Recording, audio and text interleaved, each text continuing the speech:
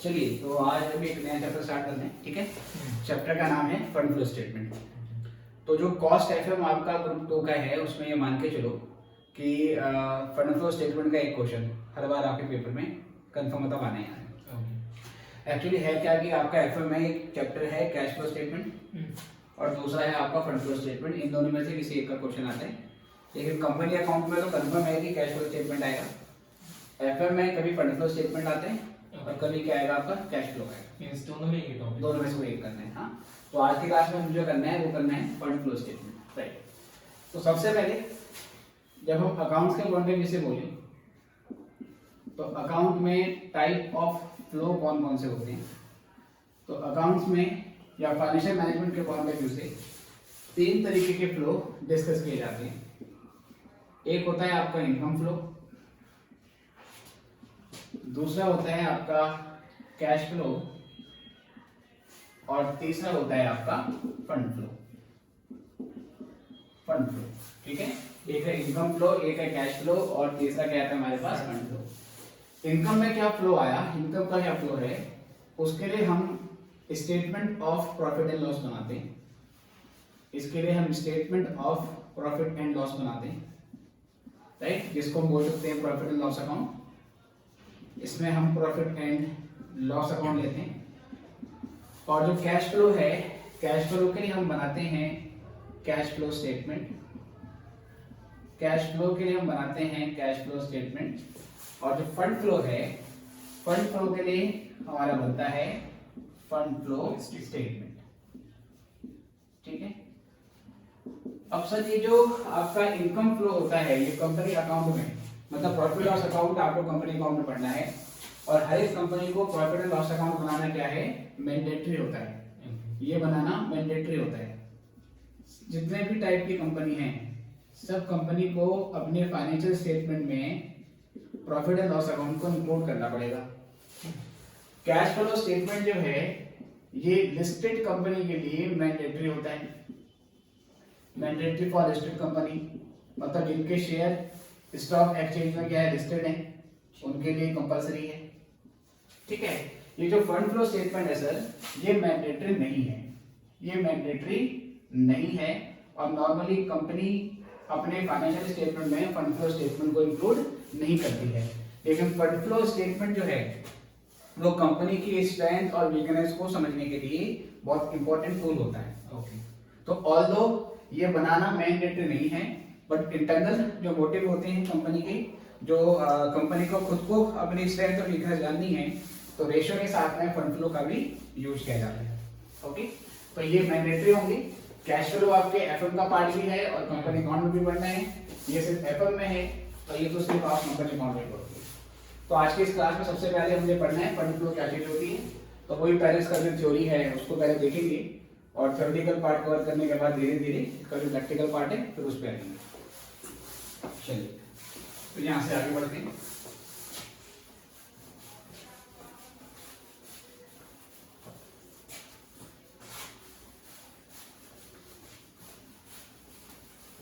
जी, तो हमारा टॉपिक है fund flow statement. Meaning of fund flow statement. Fund flow statement क्या चीज है इसको देखते हैं।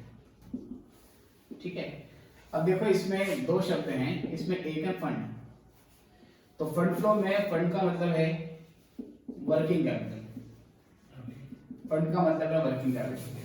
ठीक है, जब भी शब्द में हम फंड की बात करेंगे तो फंड का मतलब होगा वर्किंग कैपिटल। फ्लो का मतलब हो गया चेंज।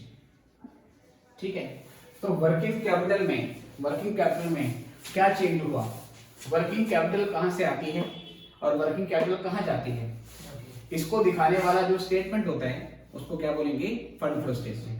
ठीक है, तो फंड फ्लो स्टेटमेंट एक ऐसा स्टेटमेंट है जो वर्किंग कैपिटल के चेंजेस को एक्सप्लेन करता है।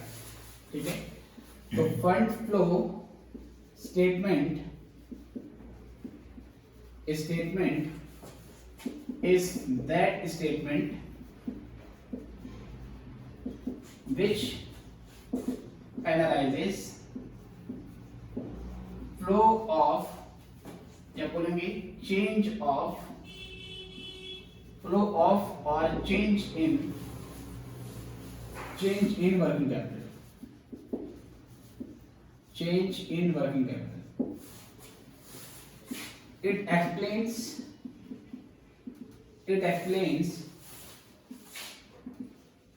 different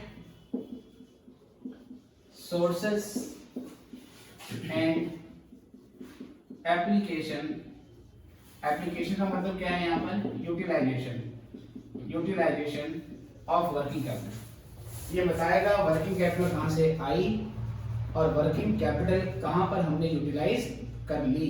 तो वर्किंग कैपिटल कहाँ से आती है और कहाँ जाती है, इसे एक्सप्लेन करने के लिए हम क्या करते हैं, फंड फ्लो स्टेटमेंट को बेसिकली बनाते हैं। ठीक है, ये आप ध्यान में रखना है। Okay ji,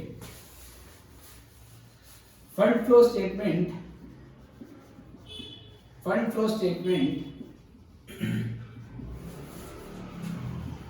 takes into consideration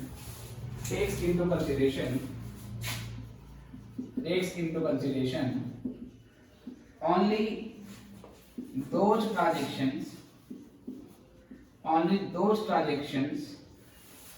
which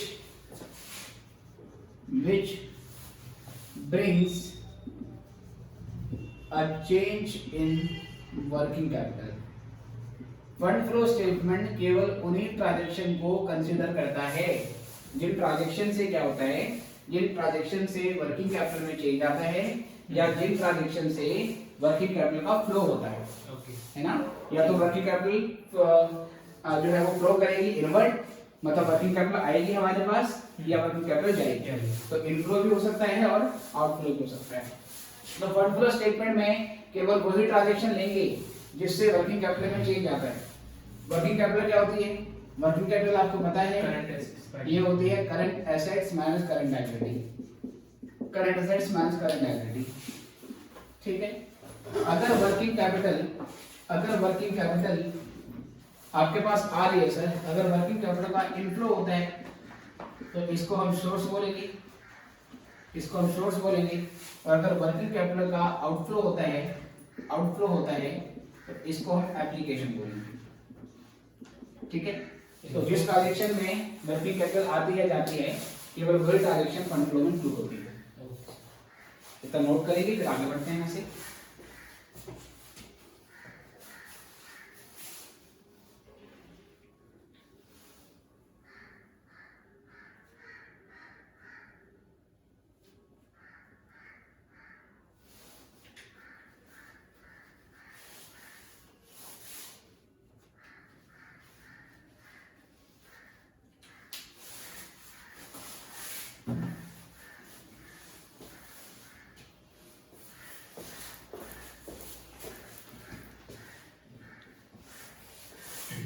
हो गया।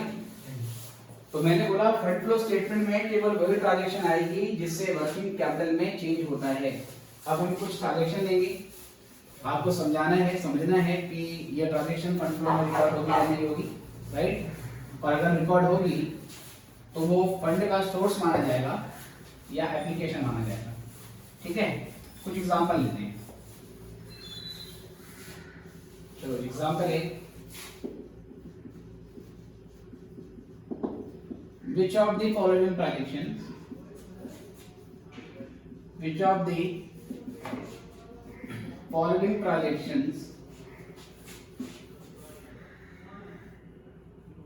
would be considered in fund flow statement। आपको बताना है इसमें से कौन सी ट्रांजैक्शन फंड फ्लो स्टेटमेंट में इंक्लूड की जाएगी। ठीक है, तो मैं को ट्रांजैक्शन यहाँ पे ले लेता हूँ और आपको बताना है कि फंड फ्लो स्टेटमेंट में ये इंक्लूड होंगी या नहीं होंगी, नॉट इंक्लूडेड, ये बताना है आपको। और फिर ये बताना है इसका, ठीक है सर, ये क्या रीजन होगा इंक्लूड करने का और इंक्लूड नहीं करने का। इसमें पहला आता है हमारे पास purchase of goods for cash और ऑन क्रेडिट। हमने गुड्स कैश में दे दी या हमने गुड्स उधार में खरीदे, बताइए ये वर्किंग कैपिटल में चेंज रहेंगे या नहीं रहेंगे, और ये फंड फ्लो स्टेटमेंट में इंक्लूड होगा या नहीं होगा। Purchase of goods for cash, purchase of goods या तो कैश में खरीदा या उधार में खरीदा। पहले मान लीजिए गुड्स कैश में खरीदा, तो ये रिकॉर्ड होगा या नहीं होगा, आउट गेन फंड फ्लो में रिकॉर्ड होगा नहीं होगा, हाँ या ना। होना चाहिए। अच्छा, आप कह रहे होना चाहिए। अब देखो सर क्या कहानी इसके पीछे, समझना है ध्यान से। देखो वर्किंग कैपिटल का फॉर्मूला होता है current assets minus current liability, right. अच्छा जी, अगर हम गुड्स कैश में खरीदेंगे तो हमारा कैश घटेगा और स्टॉक बढ़ेगा, राइट। ये दोनों किसके आइटम है, करंट एसेट्स, करंट एसेट्स, अच्छा दोनों सी करंट एसेट्स के, कैश भी करंट पार्ट होता है करंट एसेट का, स्टॉक भी पार्ट होता है करंट एसेट का। करेक्ट। तो करंट एसेट में कैश बढ़ गया, स्टॉक बढ़ गया, ओके। तो ओवरऑल बेसिस पे क्या करंट एसेट पे कोई चेंज आया, नहीं आया। जब करंट एसेट चेंज ही नहीं हुई और करंट लायबिलिटी तो वैसे ही सेम है, तो क्या वर्किंग कैपिटल में चेंज आएगा, नहीं आएगा। अगर हम उधार में खरीदते, गुड्स उधार में खरीदते तो क्या होता, उधार में खरीदने से क्या होता, एक तो स्टॉक बढ़ता, दूसरा क्रेडिटर्स बढ़ जाते, दूसरा क्रेडिटर्स बढ़ जाते, बिल्कुल सही। स्टॉक बढ़ेगा तो मतलब जो करंट एसेट है वो बढ़ रही है, क्रेडिटर बढ़ेगा इसका मतलब करंट लायबिलिटी बढ़ रही है। तो जितनी अमाउंट से करंट एसेट बढ़ी उतनी ही अमाउंट से करंट लायबिलिटी भी बढ़ गई, तो क्या वर्किंग कैपिटल में कोई चेंज आएगा, नहीं आएगा, क्योंकि जो चीज प्लस हो रही है वो चीज माइनस हो रही है ना। तो क्या लिखेंगे सर, ये रिकॉर्ड नहीं होगी। और क्यों रिकॉर्ड नहीं होगा, रीजन क्या है sir, no change in working capital, क्योंकि इसका वर्किंग कैपिटल में कोई चेंज नहीं आया, ठीक है। अच्छा, और ले देखो ट्रांजैक्शन, चलो सेकंड बताओ। कहता है हमारे पास से sale of goods for cash या क्रेडिट, हमने गुड्स को कैश में बेचा या गुड्स को उधार में बेचा, बताओ सोच के। Sales of goods for cash, cash बढ़ा, गुड्स घट गया, कैश बढ़ा, स्टॉक घट गया, ठीक है, कोई चेंज नहीं है। और क्रेडिट में स्टॉक घट गया और डेटा बढ़ गया, तो दोनों ही कोई चेंज नहीं हो रहा। हाँ, जिसमें आप देख रहे हो, अगर हम गुड्स कैश में बेचेंगे तो कैश बढ़ेगा, स्टॉक घटेगा, अगर वो इसी का पार्ट है सेम तो कोई चेंज नहीं आएगा। अगर उधार में बेचते हैं तो स्टॉक बढ़ेगा, डेटर बढ़ेगा, अल्टीमेटली यहाँ पर भी कोई चेंज नहीं आएगा, सेम इसका रीजन है। चलो जी, तीसरा देखते हैं। इसके बाद हमारे पास issue of shares for cash, issue of shares for cash. तीसरा बताइए, सोच के बताना बिल्कुल। Issue of shares for cash, issue of shares for cash, हमने शेयर्स को कैश में इशू किया, कैश में मिला तो कैश बढ़ा, यहाँ पे करंट एसेट्स में चेंज हो गया, बट करंट लायबिलिटी में कोई चेंज नहीं है, तो वर्किंग कैपिटल में चेंज होगा ही बिल्कुल। तो देखो इसमें क्या हो रहा है, कि हमने शेयर्स अगर कैश में इशू करे तो शेयर्स कैश में इशू करने से हमारे जो करंट एसेट है वो बढ़ जाएगा, दूसरा हमारे शेयर्स बढ़ेंगे, लेकिन शेयर्स पार्ट होता है इक्विटी का, करंट लायबिलिटी का पार्ट नहीं। तो इस ट्रांजैक्शन में कैश बढ़ रहा है, इस ट्रांजैक्शन में कैश बढ़ रहा है, ये सेम है। तो कैश के बढ़ने से जो करंट एसेट है वो बढ़ जाएगी, तो अल्टीमेटली वर्किंग कैपिटल बढ़ेगी। तो यहाँ पर क्या हो जाएगा सर, यहाँ पे आपकी जो वर्किंग कैपिटल है वो हो जाएगी इंक्रीज। इसका मतलब है सर, ये सोर्स ऑफ वर्किंग कैपिटल है, ये क्या है हमारे पास, सोर्स ऑफ वर्किंग कैपिटल, क्योंकि यहाँ पर हम शेयर्स कैश में इशू कर रहे हैं, तो शेयर्स कैश में इशू करने से कैश आएगा, कैश के आने से करंट एसेट बढ़ेगी, करंट लायबिलिटी में चेंज नहीं आएगा क्योंकि शेयर्स करंट लायबिलिटी का पार्ट नहीं होते हैं। तो यहाँ पर वर्किंग कैपिटल बढ़ रही है, इसलिए इसको सोर्स ऑफ वर्किंग कैपिटल माना जाएगा। चलिए और देखते हैं यहाँ से। दूसरा हमारे पास कहता है सर, नेक्स्ट पॉइंट कहता है इसमें हमारे पास, सपोज रिडम्पशन ऑफ डिबेंचर्स, हमने डिबेंचर्स का रिडम्पशन कर दिया, रिडम्पशन ऑफ डिबेंचर्स, बताइए, डिबेंचर्स का रिडम्पशन कर दिया, रिडम्पशन ऑफ डिबेंचर्स, पैसा चला गया, पैसा आ है, रिडम्पशन ऑफ डिबेंचर हो गया, डिबेंचर्स को डिबेंचर कर दिया, मतलब डिबेंचर्स की, हाँ डिबेंचर्स की हमने पेमेंट कर दी, पेमेंट करेंगे तो कैश आएगा, कैश जाएगा तो मतलब फिलहाल जो करंट असेट है वो डिक्रीज हो गई। डिक्रीज होगी और वो दूसरा डिवेंचर्स लॉन्ग टर्म डेब्ट का पार्ट होता है, हाँ। करंट लायबिलिटी का पार्ट नहीं होता, तो करंट लायबिलिटी पे कोई फर्क नहीं पड़ता, राइट। तो अल्टीमेटली करंट असेट घटेगी बट यहाँ कोई चेंज नहीं आया, तो ओवरऑल बेसिस पे वर्किंग कैपिटल में क्या क्या फर्क पड़ेगा?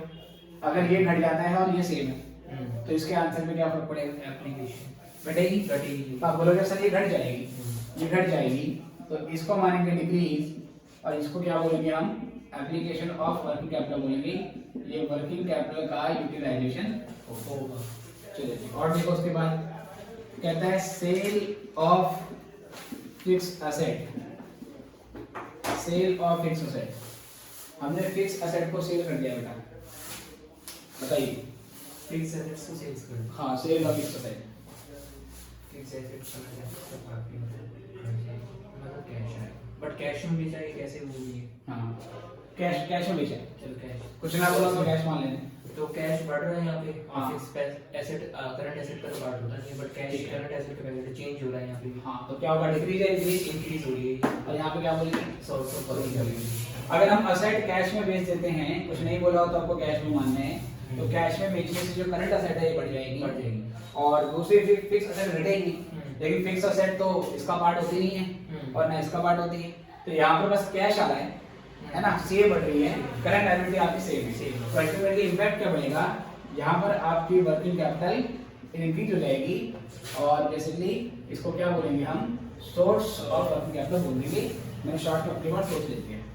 चलो नेक्स्ट है इसके बाद हमारे पास purchase of fix assets, purchase of fix assets. Cash घट रहा है यहाँ पे कैश घट रहा है, हाँ डिक्रीज हो रही है, तो एप्लीकेशन ऑफ वर्किंग कैपिटल करनी चाहिए। फिक्स एसेट का कोई इफेक्ट नहीं पड़ेगा। Okay, purchase of fix assets है, असेट कैश में खरीदेंगे तो हमारी जो करंट असेट है वो घट जाएगी, ठीक है। फिक्स असेट हमने कैश में खरीदी है तो करंट लायबिलिटी पे कोई इंपैक्ट नहीं आएगा और कैश घटेगा और फिक्स असेट बढ़ेगी, तो केवल ये करंट असेट को घटा रही है जिससे वर्किंग कैपिटल भी आपकी घट जाएगी, तो ये हो जाएगा डिक्रीज और इसको क्या मानेंगे हम? एप्लीकेशन ऑफ फंड मानेंगे। चलिए और देखो, issue of shares for purchase of fix assets,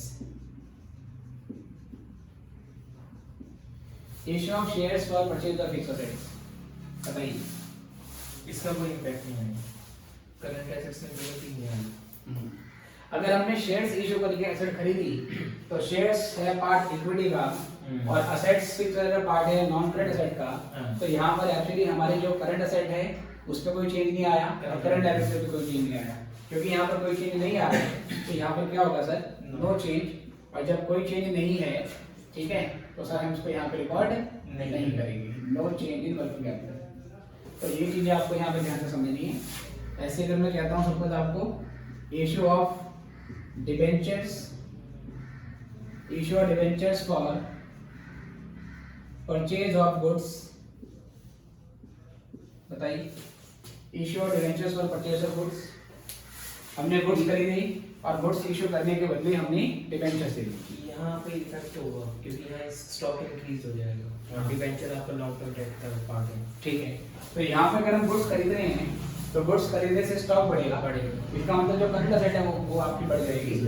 लेकिन डिबेंचर्स लॉन्ग टर्म डेट होते हैं, डिबेंचर्स को करंट लायबिलिटी में इंक्लूड नहीं किया जाता है, तो अल्टीमेटली यहाँ पर क्या होगा आपका कि जो करंट असेट है वो बढ़ गया और ये सेम है, तो करंट असेट के बढ़ने से इंक्रीज यहाँ पे हो जाएगी इंक्रीज और क्या मानेंगे इसको हम? Source of fund. ओके, तो ये सबसे पहले इसका बेसिक फंडा है कि क्या ट्रांजैक्शन फंड फ्लो में रिकॉर्ड होगी और क्या नहीं, है ना। तो फंड फ्लो में वही ट्रांजैक्शन रिकॉर्ड होती है जो वर्किंग कैपिटल में चेंज आई है, ये चीज पहले हमने समझी। चलिए ये हो गया पूरा जी, ठीक। तो यहाँ से आगे बढ़ते हैं।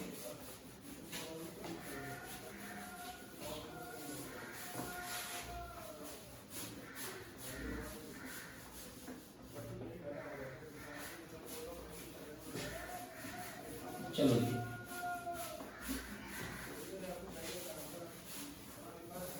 अब यहाँ पे हमारे पास आगे बढ़ेंगे तो ये चीज आपको ध्यान में रखनी है। It should be noted that, ये ध्यान रखना चाहिए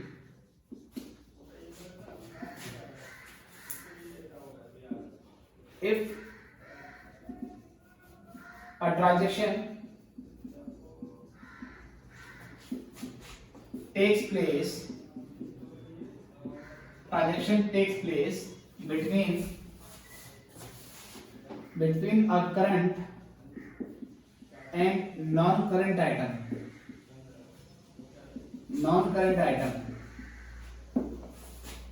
then it brings a change in working capital, and therefore such transactions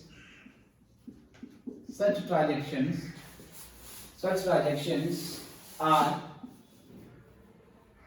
recorded in fund flow statement.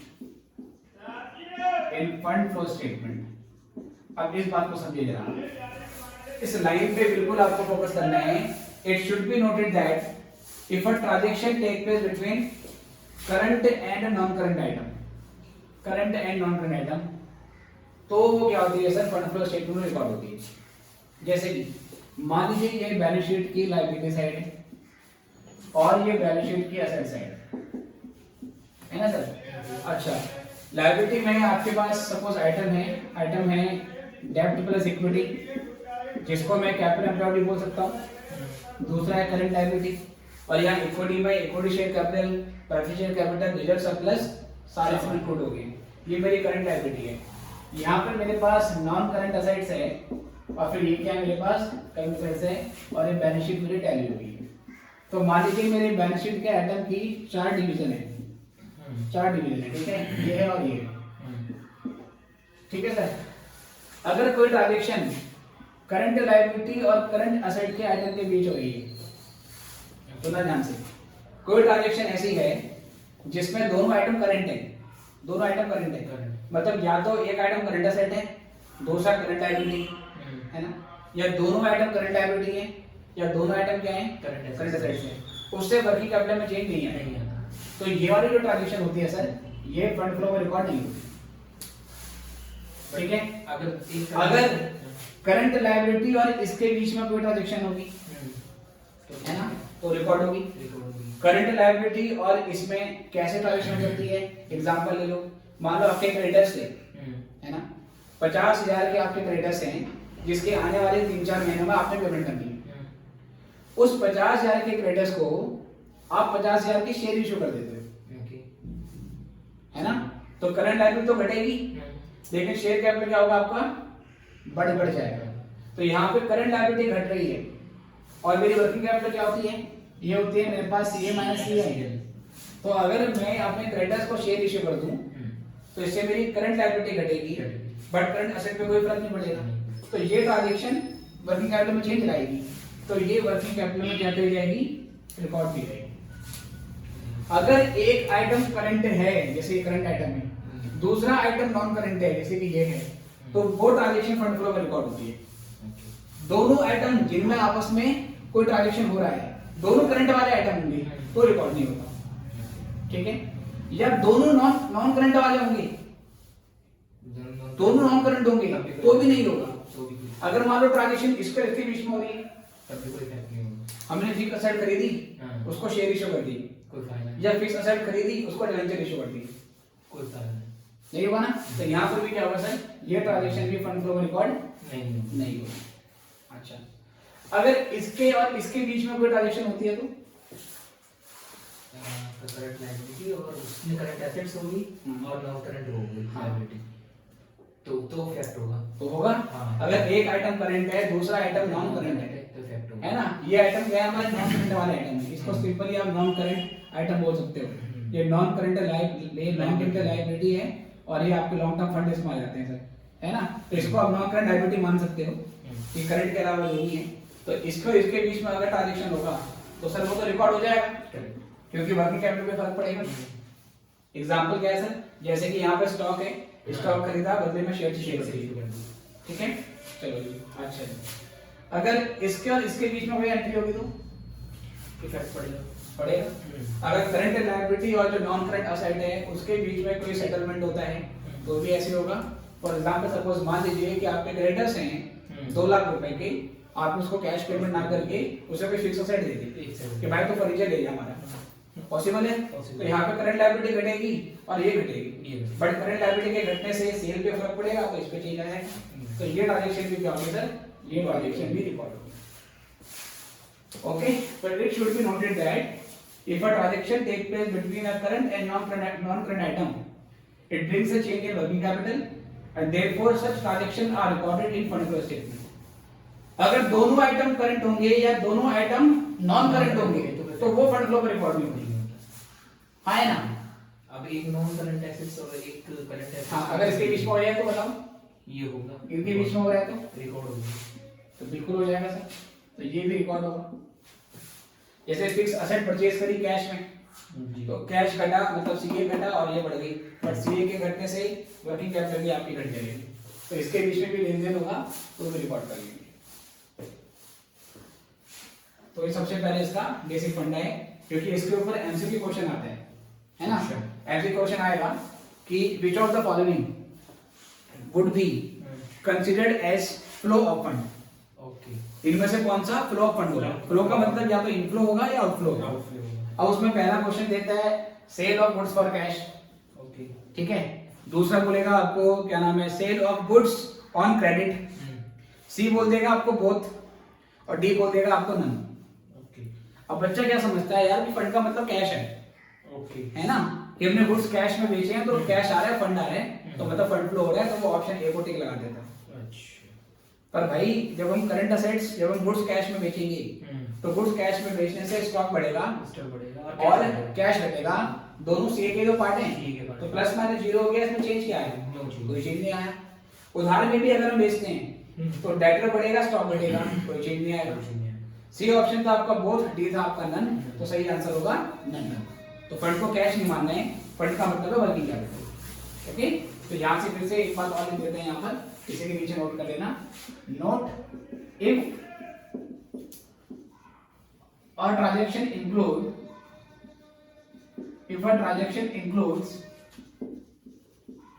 both current asset items और या करंट से ना लिख देंगे, both current items,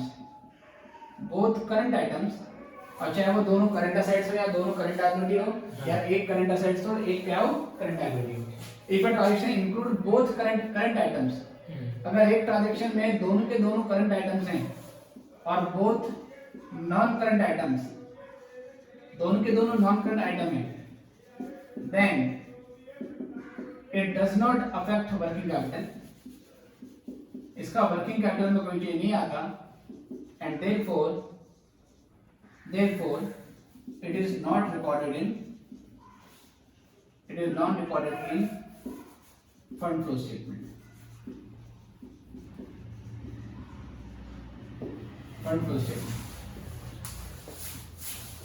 ठीक है जी, and therefore it is recording in, therefore it is not recorded,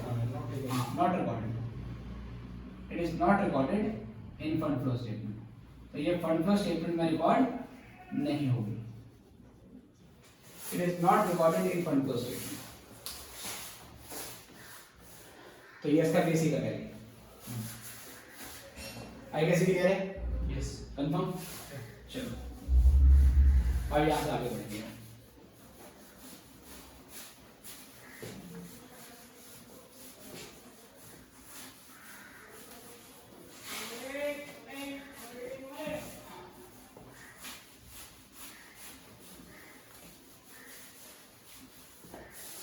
चलिए, तो अब यहाँ से आगे बढ़ते हैं और हमारे पास अब देखना है, हमारे पास preparation of fund flow statement.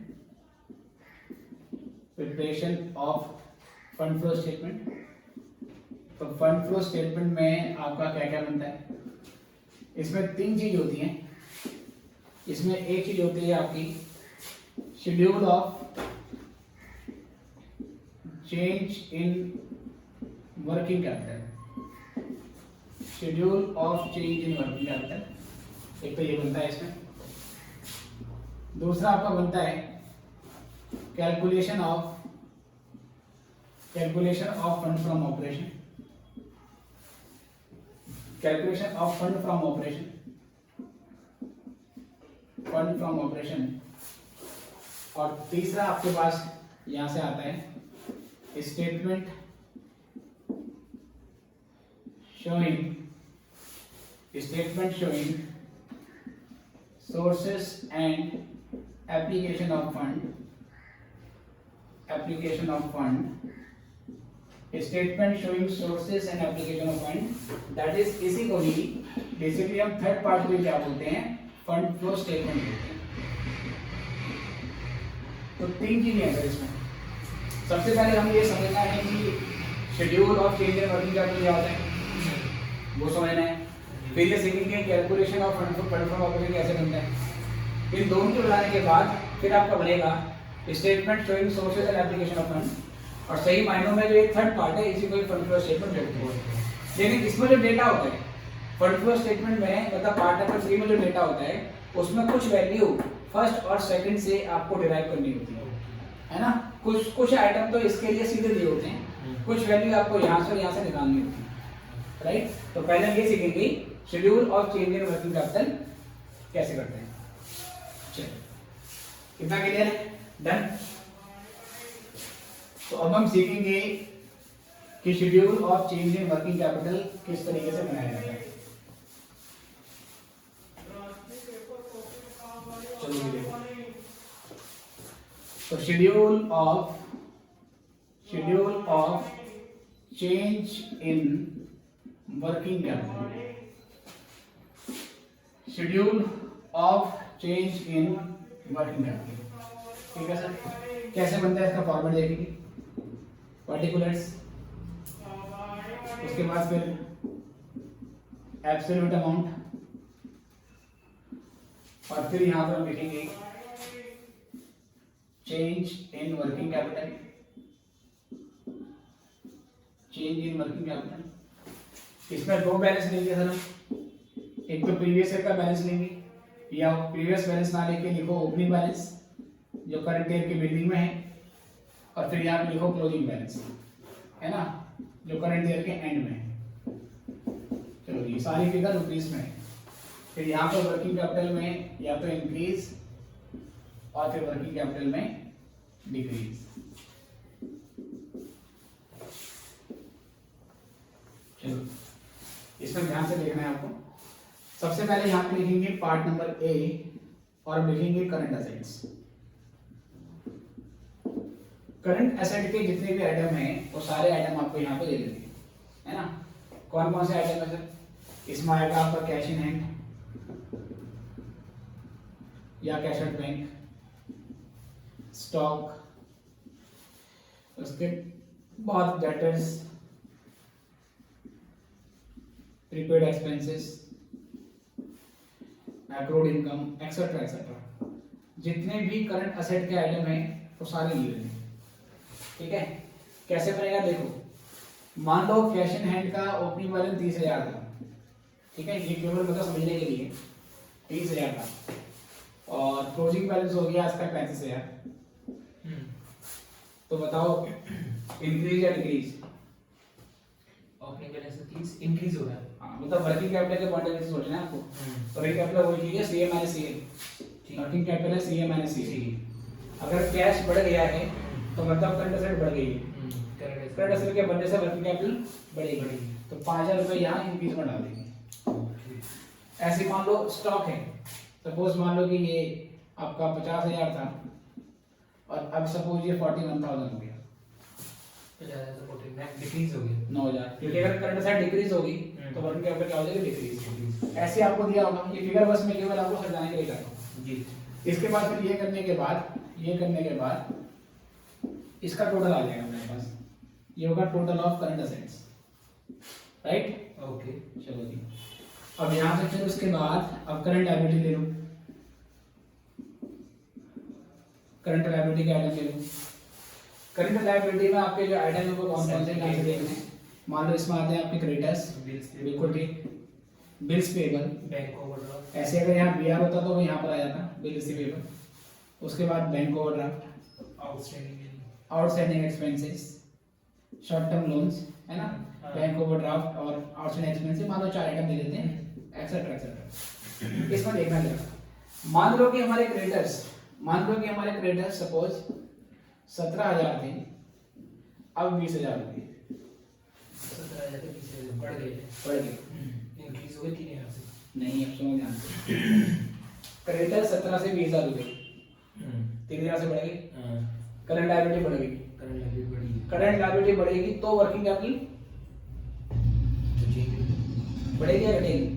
घटनी चाहिए, तो ये डिक्रीज में आएगा, डिक्रीज में, क्योंकि माइनस का वो हो गई, हाफ माइनस हो गई, क्योंकि करंट लायबिलिटी के बढ़ने से ये बढ़ेगा, मतलब वर्किंग कैपिटल बढ़ेगा। ठीक है, ऐसे मान लो ट्रेड पेबल आपका 5,000 से सपोज मान लो 1,000 रह गए, तो 4,000 से आपके ट्रेड पेबल घट रहे हैं, इसका मतलब करंट लायबिलिटी घट रही है, तो करंट लायबिलिटी के घटने से वर्किंग कैपिटल इंक्रीज बढ़ेगी। तो करंट लायबिलिटी में ऐसे करना है। फिर मान लो और कोई आइटम नहीं है, तो यहाँ से हमारा इसका टोटल आ गया, ठीक है जी, यहाँ से मान लो टोटल आ गया इसका, मान लीजिए ये टोटल हो गया 80,000, ये टोटल हो गया आपका कितना हो गया, 5 1 6 76,000, ये हो गया 22,000, और ये आएगा आपका 21,000, ठीक है जी। चलो जी, अब यहाँ से क्या करेंगे, देखो पार्ट नंबर सी बनेगा, पार्ट नंबर सी बनेगा आपका चेंज इन वर्किंग कैपिटल, है ना, या सिर्फ आप लिखो यहाँ पर वर्किंग कैपिटल। अब यहाँ पर वर्किंग कैपिटल निकाल रहे हैं, अब जो वर्किंग कैपिटल है वो होगा हमारा ए माइनस बी, 80,000 में से 22,000 गए, कितना बचेगा, 80 में से 22 माइनस करो, ये बनेगा, ये आपका 58,000 बनेगा सर। और यहाँ पे हमारे पास तो ये 76 में से 21 गया, तो 6 में से 1 गया 5, 7 में से 2 गए 5, 55,000 हो गया सर। ठीक है, अब ये बताओ इसके बाद कि आपकी जो करंट वर्किंग कैपिटल है ये 58 से 55 हो गई, तो बढ़ी या घटी वर्किंग कैपिटल सर 3,000 बढ़ गई है, क्योंकि करंट एसेट्स बढ़ गई ना।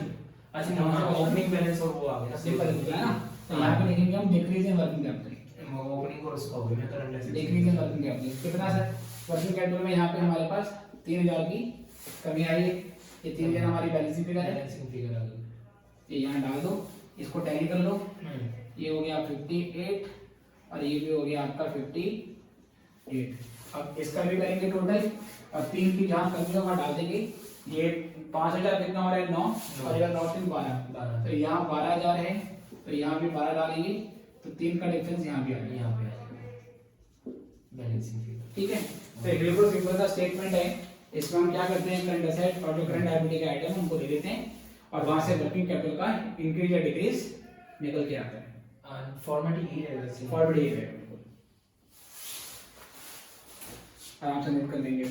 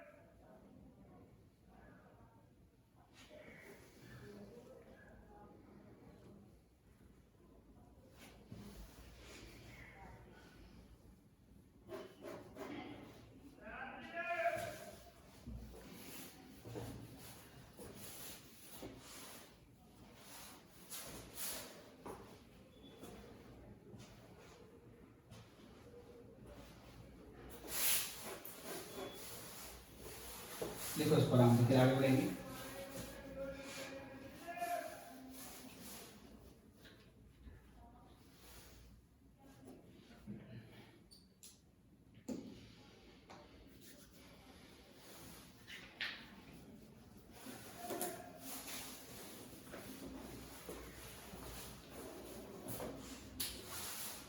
ठीक है, डन।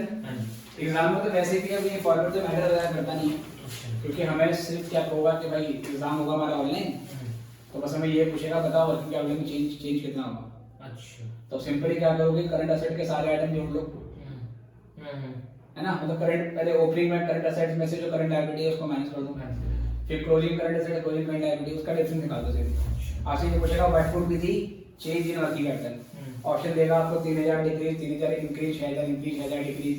ओके, आप बोलोगे भाई 3000 क्या हो रहा है, 3000 से आपकी डिक्रीज हो रही है। ओके, अगर ऑनलाइन एग्जाम होता है आगे भी, वैसे तो इंस्टीट्यूट कह रहा है कि ऑनलाइन ही होगा, जून में तो बोला ही है, और अगले 3 साल तक कह रहा है कि ऑनलाइन एग्जाम मिलेगा।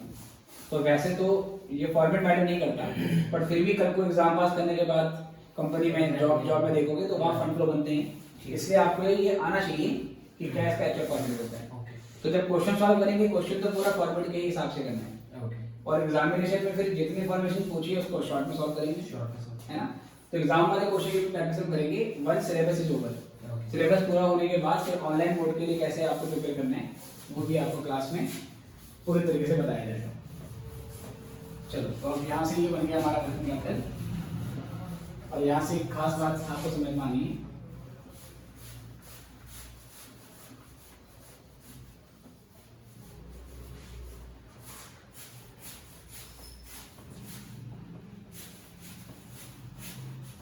चलिए, तो यहाँ से बात समझ के आनी है आपको। ये बनने के बाद एक नोट ध्यान में रखना है, note decrease in working capital. अगर वर्किंग कैपिटल में डिक्रीज होता है is also a source of working capital.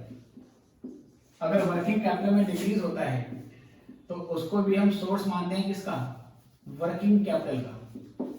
क्योंकि वर्किंग कैपिटल के डिक्रीज होने का क्या मतलब है कि वर्किंग कैपिटल रिलीज हो रही है, रिलीज होगी तो फंड आएगा, तो सोर्स माना जाता है उसको, ठीक है। अच्छा जी, और ध्यान रखना है increase in working capital, increase in working capital is an application of fund. और बाय चांस अगर आपकी वर्किंग कैपिटल इंक्रीज हो गई है, जैसे अभी हमारे एग्जांपल में 58 से 55 हो रही थी, तो 3 का डिक्रीज हो गया था, तो जो 3000 का वर्किंग कैपिटल में डिक्रीज आया उसको हम सोर्स ऑफ वर्किंग कैपिटल मानेंगे। अच्छा, मतलब वर्किंग कैपिटल में चेंज आने का एक कारण वर्किंग कैपिटल का चेंज ही है। ओके, ये सब कहते हैं ना कि गरीबी का रीजन है गरीबी, poverty is itself a cause of poverty. कोई बंदा गरीब क्यों है, क्योंकि वो गरीब है। अच्छा, ऐसे वर्किंग कैपिटल में क्यों चेंज आया, उसका एक रीजन क्या होता है, क्योंकि वर्किंग कैपिटल चेंज हुई है। अगर ओपनिंग वर्किंग कैपिटल कुछ और थी, क्लोजिंग वर्किंग कैपिटल कुछ और है ना, ओपनिंग 1 लाख थी, क्लोजिंग अगर सपोज मान लीजिए 1,20,000 है, तो you have blocked more funds in working capital. तो वर्किंग कैपिटल में आपने ज्यादा फंड लगा दिया, तो सर आपकी वर्किंग कैपिटल क्या होगी, बढ़ गई, इंक्रीज, एप्लीकेशन मांगेंगे। हम ये मानेंगे 1 लाख से जो 1,20,000 हुआ है, तो 20,000 रुपए आपने वर्किंग कैपिटल में और यूटिलाइज कर दिए और अप्लाई कर दिए। और अगर ओपनिंग वर्किंग कैपिटल 50,000 थी और क्लोजिंग वर्किंग कैपिटल होती है 48,000, तो 2,000 का कम हो गया।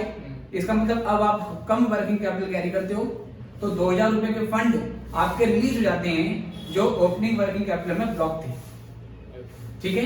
तो वर्किंग कैपिटल में चेंज आने का एक कारण क्या है, खुद वर्किंग कैपिटल भी है। तो अगर वर्किंग कैपिटल डिक्रीज होगी उसको सोर्स मानेंगे, और अगर वर्किंग कैपिटल इंक्रीज हो जाती है उसको क्या माना जाएगा, एप्लीकेशन, ठीक है। Is an application of fund,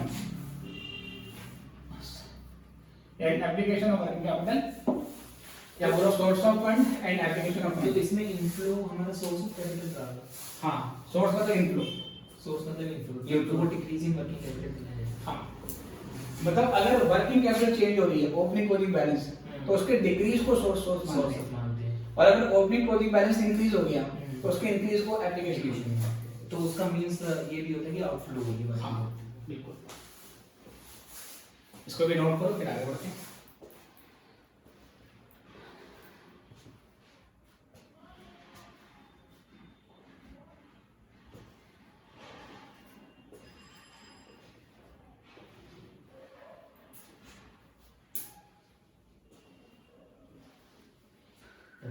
done, चलिए अब यहाँ से नेक्स्ट देखिए, और आते हैं।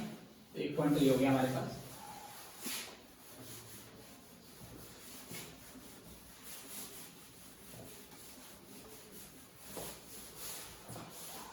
चलिए यहाँ से अगले मुद्दे पे आते हैं, और नेक्स्ट हमारे पास क्या है, नेक्स्ट आता है हमारे पास कैलकुलेशन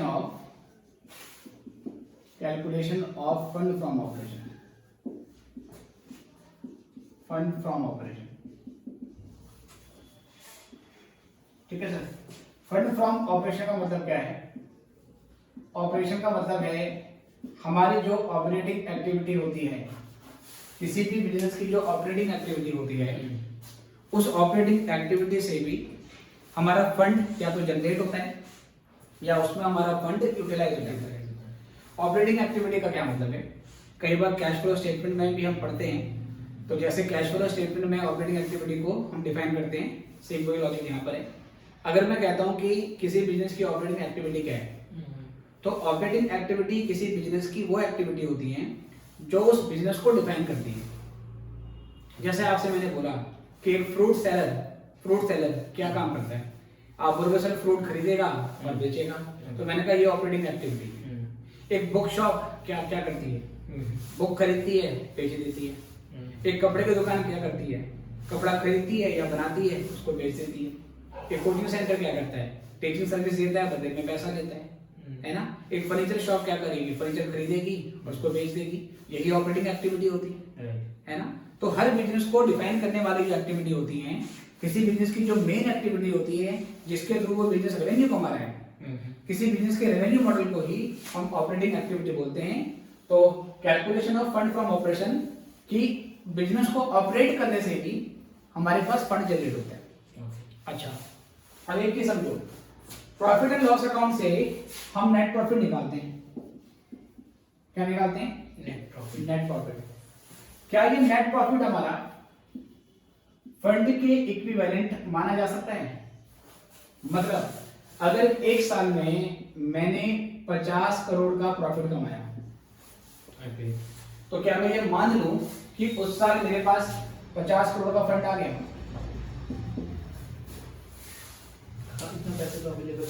अगर 50 करोड़ का नेट प्रॉफिट कमाया हमने, तो क्या इसका ये मतलब है कि 50 करोड़ की वर्किंग कैपिटल एक्स्ट्रा आ गई हमारे पास? ऐसा नहीं होता, ऐसा नहीं होता। हो सकता है मेरा फंड 50 करोड़ से कमाया हो और हो सकता है मेरा फंड 50 करोड़ से ज्यादा आया। क्यों सर? क्योंकि जब हम प्रॉफिट एंड लॉस अकाउंट बनाते हैं जिसके थ्रू नेट प्रॉफिट आता है, उसमें ऐसे बहुत सारे आइटम होते हैं जो नॉन कैश होते हैं। क्या होते हैं? Non cash. जैसे कि डेप्रिसिएशन, हम डेप लगा देते हैं और प्रॉफिट लॉस अकाउंट में डेबिट कर देते हैं, है ना, जिससे हमारा नेट प्रॉफिट कम होगा। बट क्या डेप लगाने से हमारी वर्किंग कैपिटल कम होती है? क्या डेप लगाने से हमारा कैश चला गया? नहीं क्या सर, कैश तो उतना ही रहेगा। दूसरा, हम यहाँ पर ये पता लगा रहे हैं ऑपरेटिंग एक्टिविटी से, ऑपरेशन से कितना फंड आया, उसी प्रॉफिट एंड लॉस अकाउंट में हम इंटरेस्ट पेड, जो इंटरेस्ट हमने करंट ईयर में पे किया, वो भी हम प्रॉफिट लॉस अकाउंट में डेबिट कर देते हैं। इंटरेस्ट पे करने से नेट प्रॉफिट कम आपका हो जाएगा। एक कपड़े का बिजनेस है जो कपड़ा खरीदता बेचता है, उसने कुछ लोन भी लिया हुआ है, उस लोन पे उसने इंटरेस्ट पे किया, वो इंटरेस्ट उसने प्रॉफिट लॉस अकाउंट में डाला, जिससे नेट प्रॉफिट घटा होगा। बट इंटरेस्ट पे करना ऑपरेटिंग एक्टिविटी नहीं होती, इसको फाइनेंस एक्सपेंस मानते हैं, ये फाइनेंसिंग एक्टिविटी होती है। लेकिन वो जो नेट प्रॉफिट है वो घट गया इंटरेस्ट पेमेंट की वजह से। तो मेरे कहने का मतलब ये हुआ कि इस 50 करोड़ की नेट प्रॉफिट की कैलकुलेशन में कई ऐसे आइटम इन्वॉल्व हैं जो या तो नॉन कैश एक्सपेंस हैं या जो ऑपरेटिंग एक्टिविटी के नहीं है। तो हमने नेट प्रॉफिट में से ऐसे सारे आइटम को क्या करना पड़ेगा? एलिमिनेट करना पड़ेगा, हटाना पड़ेगा। हटाने के बाद फिर वो किसमें आपका कन्वर्ट होगा? फंड में आपका कन्वर्ट होगा। तो वो कन्वर्जन कैसे करेंगे? ये कन्वर्जन करने के लिए हम बनाते हैं फंड फ्रॉम ऑपरेशन। ठीक है, तो यहाँ पे लिखेंगे कि net profit earn during an year consists of many items which are non-cash or which are non-operating in nature, जो कि सर ऑपरेटिंग नहीं होते, non operating in nature. Therefore, net profit cannot be equal to fund। Net profit जो होता है sir वो fund के equal नहीं होता है। To convert net profit into fund, net profit को अगर हम फंड में कन्वर्ट करना चाहते हैं तो हमें इन नॉन कैश आइटम को और नॉन ऑपरेटिंग आइटम को एलिमिनेट करना पड़ेगा। To convert net profit into fund we have to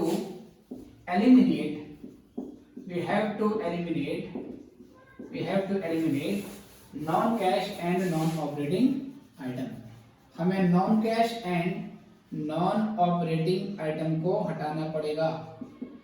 तो सर ये कैसे हटेगा, इसके लिए हम क्या करेंगे, एक फॉर्मूला बनाएंगे। therefore we apply following procedure। तो इसके साथ एक प्रोसीजर होता है, वो प्रोसीजर हमें फॉलो करना है। इसको नोट करो फिर बता दें कि वो प्रोसीजर क्या है।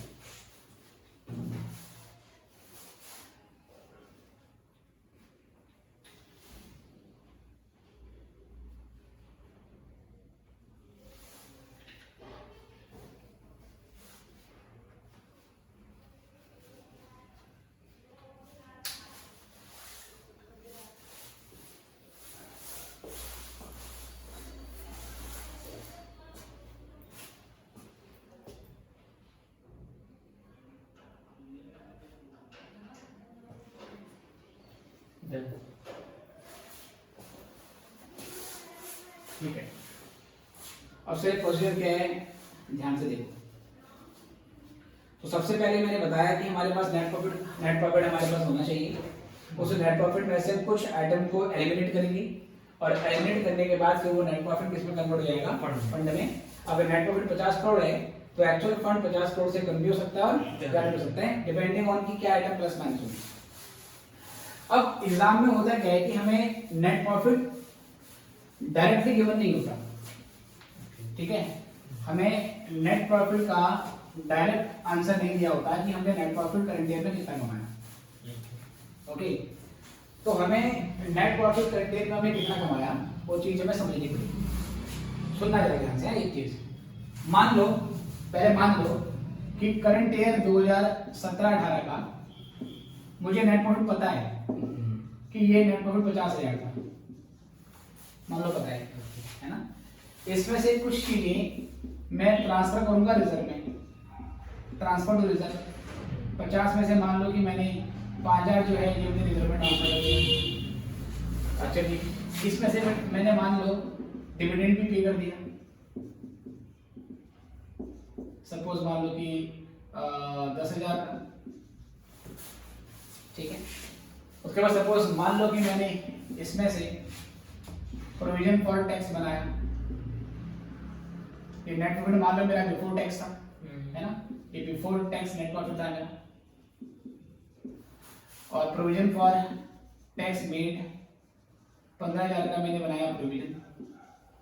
ये करने के बाद नेट प्रॉफिट में से सारा एलोकेशन करने के बाद, मतलब रिजर्व में ट्रांसफर किया, डिविडेंड पे करा, प्रोविजन फॉर टैक्स मेड भी बनाया, ये सब करने के बाद एक फाइनल अमाउंट बची कितनी, 15, 5, 20 और 30 की, ये बच गई 20,000।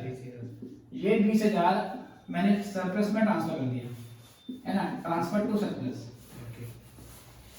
ऐसा करने का इम्पैक्ट क्या आता है, इसका इम्पैक्ट क्या आएगा, मान लो कि सरप्लस का ये ओपनिंग बैलेंस है और सरप्लस का क्लोजिंग बैलेंस है, ठीक है। मान लो सरप्लस में 75,000 बैलेंस से पड़े हुए थे पिछले साल की, इस साल हमने 20,000 और ट्रांसफर कर दिए इस 75, तो कितना हो जाएगा, 95। ऐसे मान लो कि जो रिजर्व है जिसको हम बोल सकते हैं जनरल रिजर्व, मान लो कि उसमें 25,000 पहले से पड़े हुए थे, 25,000 पहले से पड़ा हुआ था, और 5,000 मैंने रिजर्व में और ट्रांसफर किया है करंट ईयर में, 30,000, तो ये 30 हो गया, ठीक है। उसके अलावा सपोज मान लो कहते हैं प्रोविजन फॉर टैक्स, मान लो कि इसका ओपनिंग बैलेंस 18,000 था, क्लोजिंग 15,000, ठीक है। ये 15 है तो 15 ही होगा, देखो ये मैंने ऐड नहीं किया, 75 में मैंने 20 ऐड किया, 25,000 में मैंने 5 ऐड किया, लेकिन 18 में मैंने 15 ऐड नहीं किया। रीजन भी क्योंकि जो ओपनिंग प्रोविजन फॉर टैक्स होता है उसकी इस साल पेमेंट हो गई, इसकी पेमेंट हो जाती है इस साल, तो ये बैलेंस 0 हो जाता है, तो 0 से 15 फिर 15 रहेगा, है ना, ऐसे होता है।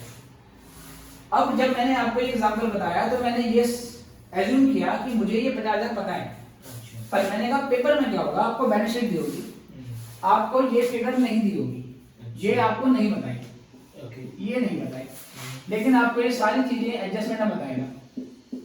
ओके ठीक है। मैंने कहा अगर आपको ये नहीं दिया और आपको इसकी हेल्प से और इसकी हेल्प से ये नेट प्रॉफिट पे पहुंचना है, कैसे आप क्या नाम है मतलब पहुंचोगे? तो पहला ये निकालोगे, ओपनिंग ट्रांसपोर्ट सरप्लस सरप्लस निकालने 20 कैसे आएगा, वो इनकी मदद से ओपनिंग क्लोजिंग में से ओपनिंग माइनस हाँ। ये 20 आ जाएगा। 20 आ जाएगा। अच्छा फिर पकड़ोगे प्रोविजन फॉर टैक्स में, हाँ कहां से पकड़ोगे, यहाँ से क्लोजिंग वाले को जोड़ जोड़ दो, दो। फिर चेक करोगे डिविडेंड पेड, ये एडजस्टमेंट में दिया होगा ना, दिया हुआ है, ठीक है। दिया होगा तो जितना दिया वो ले लिया। ये ले लेंगे आइटम कर ट्रांसपोर्ट रिजर्व वो यहाँ से क्लोजिंग माइनस है तो उल्टा ऐड करते हुए जाएंगे तो आ जाएगा नेट प्रॉफिट। ये लॉजिक है ना। तो ये कंसेप्ट हमारा कि हमें नेट प्रॉफिट चाहिए होता है और नेट प्रॉफिट को फंड में कन्वर्ट करना होता है, लेकिन नेट प्रॉफिट तो फंड में तब कन्वर्ट होगा ना जब नेट प्रॉफिट पता होगा। तो पहला काम क्या होगा, नेट प्रॉफिट ही निकालना होगा। तो ये इस तरीके से आपका निकलेगा, तो इसी के ऊपर बेस है, इसको लिखना नहीं है, ये केवल लॉजिक है बस, ठीक है। तो अब मैं इसका सही तरीके से फॉर्मूला बताता हूं, और मैंने बताया था फॉलोइंग प्रोसीजर इज एप्लीकेबल, ठीक है। अब एक प्रोसीजर हम यहां से बनाएंगे,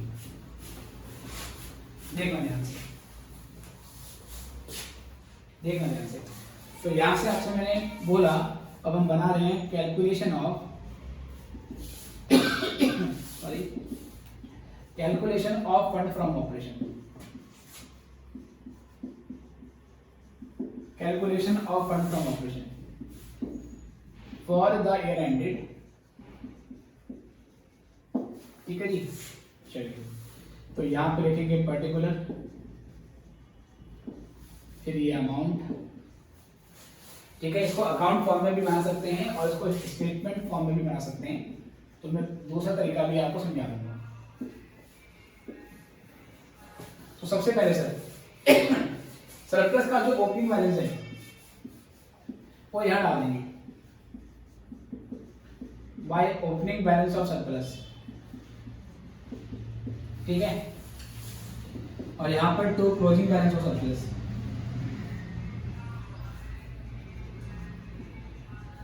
ठीक है। ये वही हो गया, इसका भी डिफरेंस होगा क्लोजिंग माइनस ओपनिंग, है ना। ये इस साइड में, ये साइड में कौन सा माइनस हो रहा है। अब जो चाहिए हम जो आइटम इसमें हम बैकवर्ड प्रोसेस से ऐड करते जा रहे हैं वो ऐड करो। जैसे मैंने कहा इसमें ट्रांसफर टू रिजर्व प्लस होगा, है ना।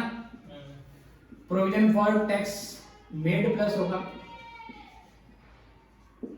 Provision for tax made plus होगा, और बताओ डिविडेंड पेड प्लस होगा, है ना।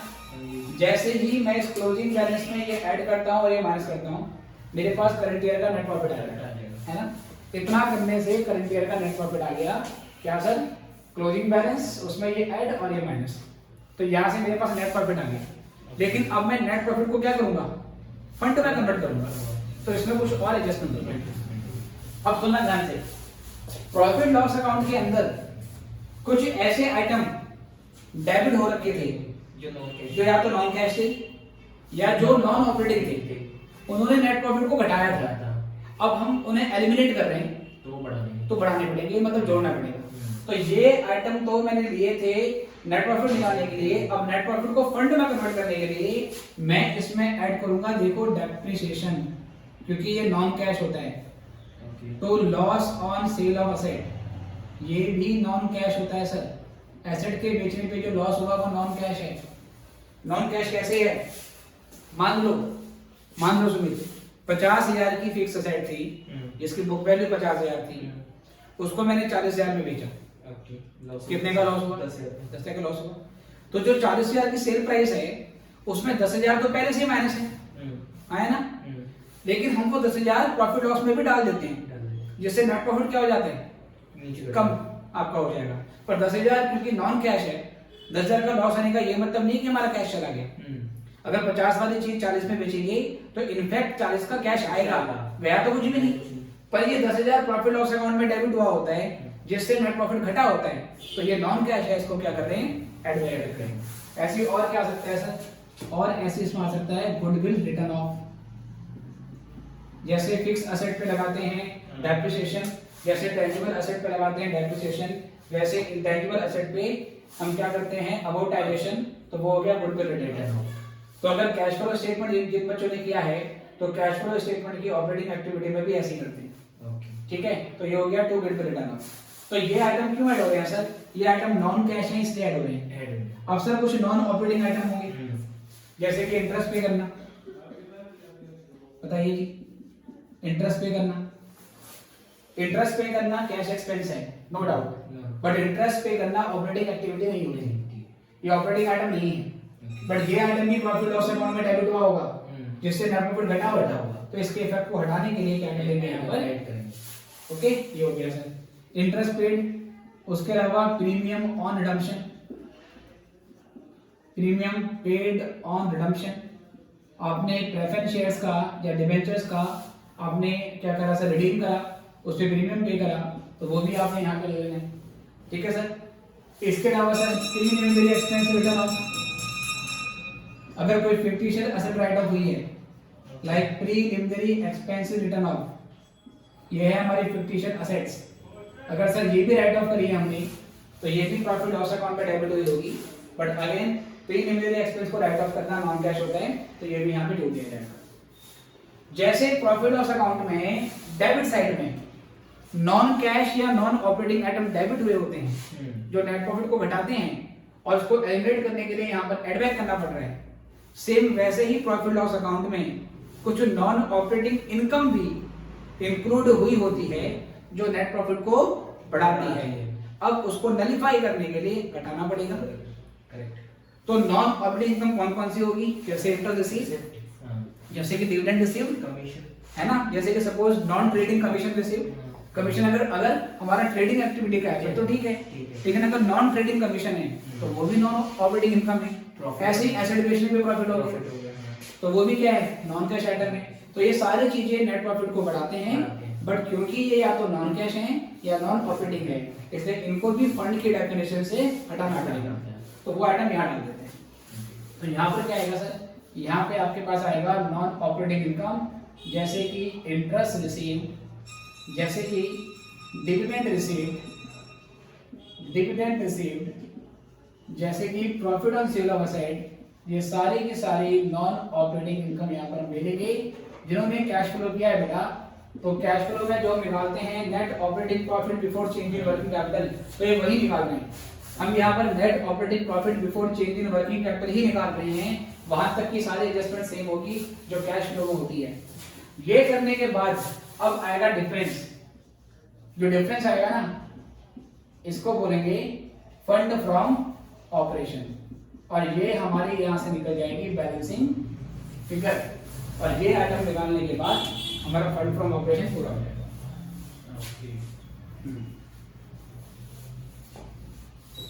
और ये जो accrued income, prepaid expenses, insurance prepaid, ये सब कुछ नहीं आएगा, वो तो हमारे करंट एसेट्स वो चला गया, शेड्यूल ऑफ सेल और सेल चला गया, वो करंट एसेट्स के पार्ट है।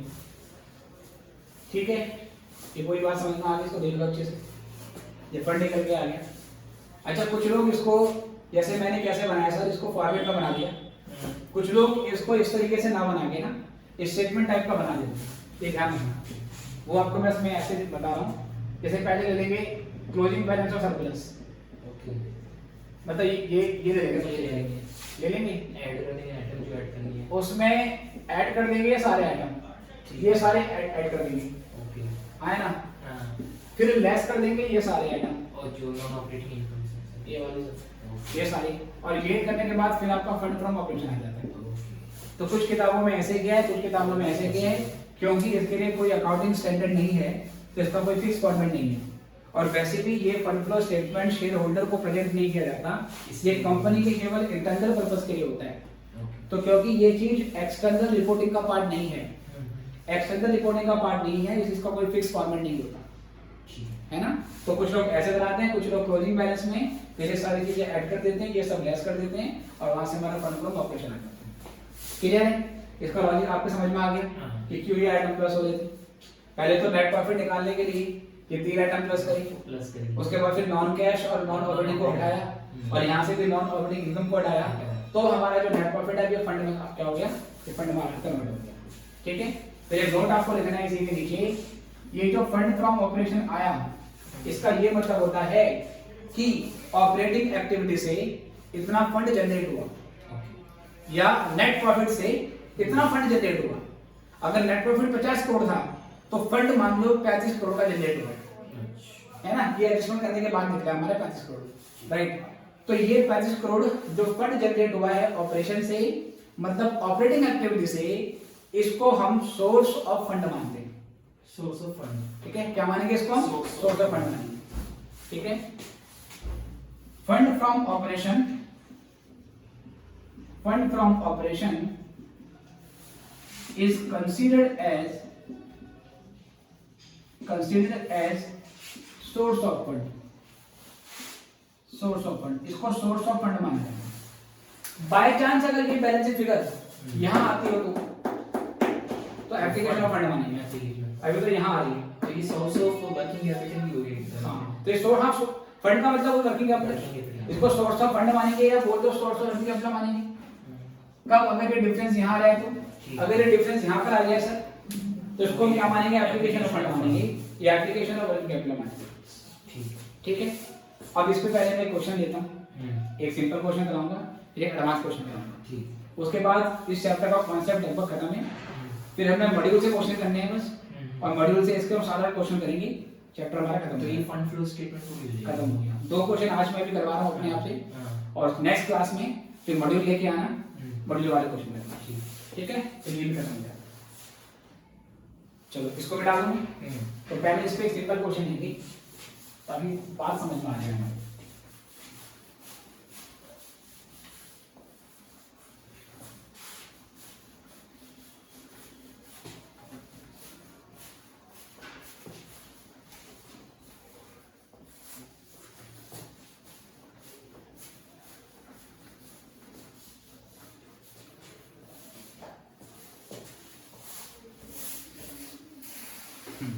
एक मिनट,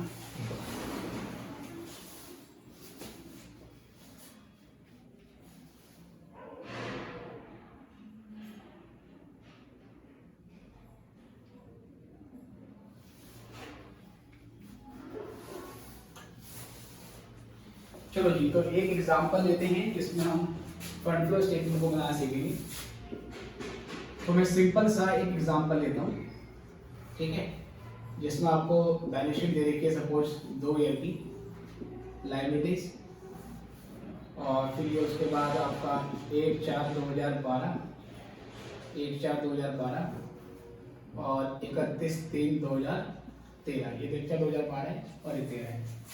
और फिर ये असेट्स है हमारे पास, असेट में भी फिर वही 1/4/2012 और 31/3/13। ठीक है, हमें इस तरीके से फिगर दिया होगा, सपोज ये 20 करोड़, 20 करोड़, 20 करोड़, ये सारी फिगर 20 करोड़ है। तो पहले हमें बोलता है सपोज मान लीजिए share capital, share capital 50 crore से 60 करोड़। डिवेंचर्स, ठीक है, डिवेंचर्स मान लो कि ये हमारे हैं 18 से 10,000। उसके बाद फिर हमारे पास आता है reserve and surplus. Reserve and surplus में 2 आइटम है, डिवेंचर 18 से करोड़ से 10 करोड़ हो गया, 10 करोड़ हो गया। हाँ, उसके बाद है रिजर्व एंड सरप्लस, और रिजर्व सरप्लस में 2 आइटम आते हैं। इसमें एक रिजर्व है जो 5 से 7 करोड़ हो गए, और एक सरप्लस है, ठीक है, जो आपका सपोज 7 से 8 हो गए। उसके बाद फिर आपके क्रेडिटर्स हैं, क्रेडिटर्स हैं जो 3 से सपोज मान लीजिए 5 हो गए हैं, और आउटस्टैंडिंग एक्सपेंसेस हैं जो 2 से आपका 1 हो गया। इसको जोड़ लेते हैं पहले, क्या आइटम हमारे पास है, 50 और 18 कितने हो गए? 38 है ना, सॉरी 50 और 18 वाले 68 में 12 जोड़ दो 80 हो गया, 80 हो गए, 80 में 5 जोड़ दो 85 हो गया। ठीक है, इसको जोड़ देते हैं, 60 और 70, 70 और 15 85, 90 क्या है। ठीक है, अब यहाँ पर हम लिखेंगे तो इनका टोटल भी इतना कंफर्म है कि 85 और 90 बन जाना है ना। तो इसमें ऐसे करते हैं, पहले लिखते हैं सपोज मान लीजिए land and building, land and building, ये आपको सपोज कहता है कि 10 करोड़ से 9 करोड़ आपका यहाँ पे रह गया।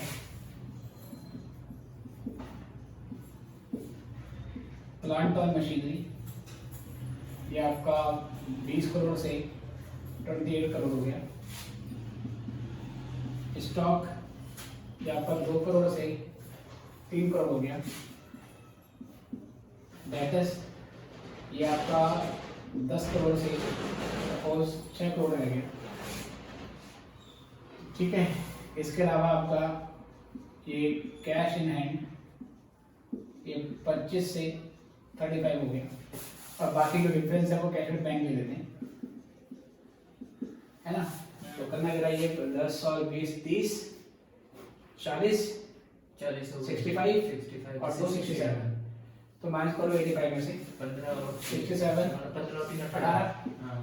18 ये जोड़ लो, तो ये 28 और 9 हो गया आपका 37 और 3 40 41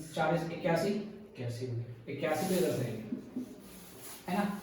अब इस क्वेश्चन में बोलता क्या है, वो कोई एडिशन इन्फॉर्मेशन नहीं है, या चलो एक एडिशन इन्फॉर्मेशन ले लेते हैं। एडिशन इन्फॉर्मेशन में आपको बोल देता है, फॉर एग्जांपल कहता है dividend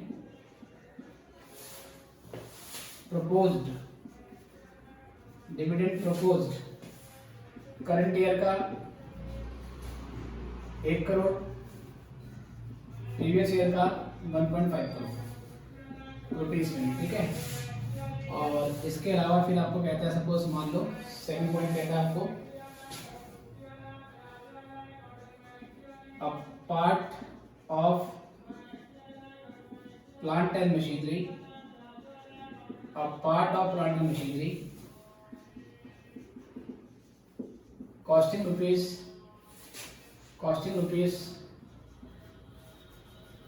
1.2 crore, accumulated depreciation on which was rupees 0.2 crore,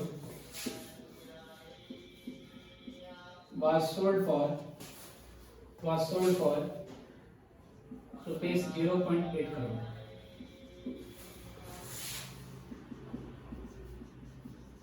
Depreciation on plant and machinery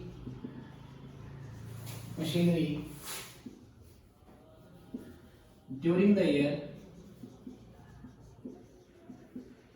was rupees 2 crore. ये कुछ एडजस्टमेंट आपको देखी है, इसको नोट करेंगे। तो मैंने एक क्वेश्चन पहला बना लिया और इसको हम सॉल्व करेंगे ना। आराम से नोट करो और पहले क्वेश्चन रीड कर लो क्या क्या दिया गया इसमें। हमें फंड फ्लो स्टेटमेंट में 3 चीजें बनानी होती है। एक तो schedule of change in working capital, दूसरा calculation of fund from operation, और तीसरा बनेगा sources and application of fund. उसका फॉर्मेट आपको मैंने बताया नहीं, मैं सीधे क्वेश्चन में आ गया, लेकिन अभी करेंगे। हाँ, इसी क्वेश्चन करेंगे तो इसी में उसका फॉर्मेट भी आ जाएगा। 3 चीजें होती हैं, एक schedule of change in working capital, दूसरा calculation of fund from operation, और तीसरा आता है sources and application of fund. वो मेन फॉर्मेट में इसी क्वेश्चन में आपको समझा दूंगा। इसको लिख लो पहले आराम से।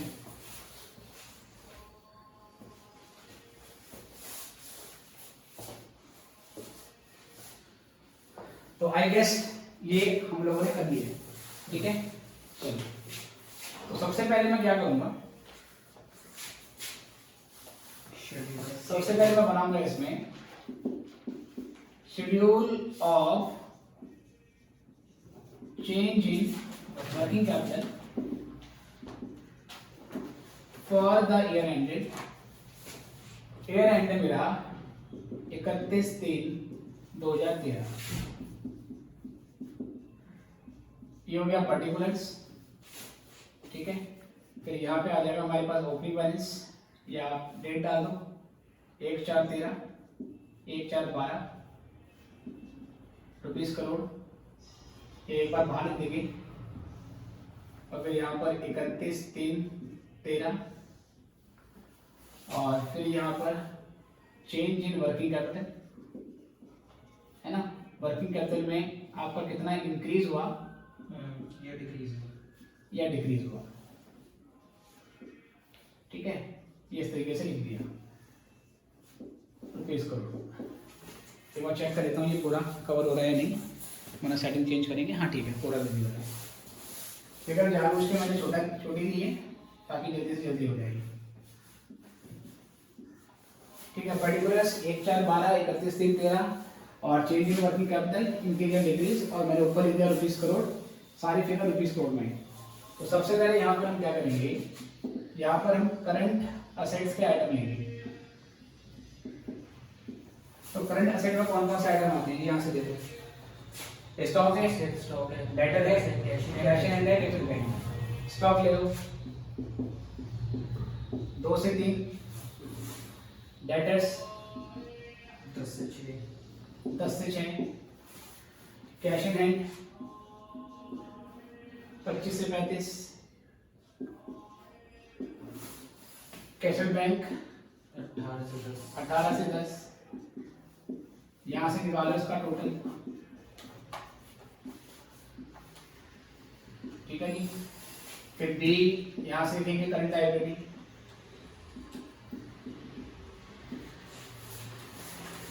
करंट लायबिलिटी में हमारे पास आएगा क्रेडिटर्स, 2 आइटम है बस।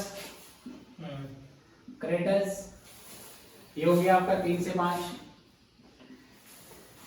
आउटस्टैंडिंग एक्सपेंसेस ये हो गया 2 से 1, ये हो गया 2 से 1। फिर यहां से निकालो इसका टोटल,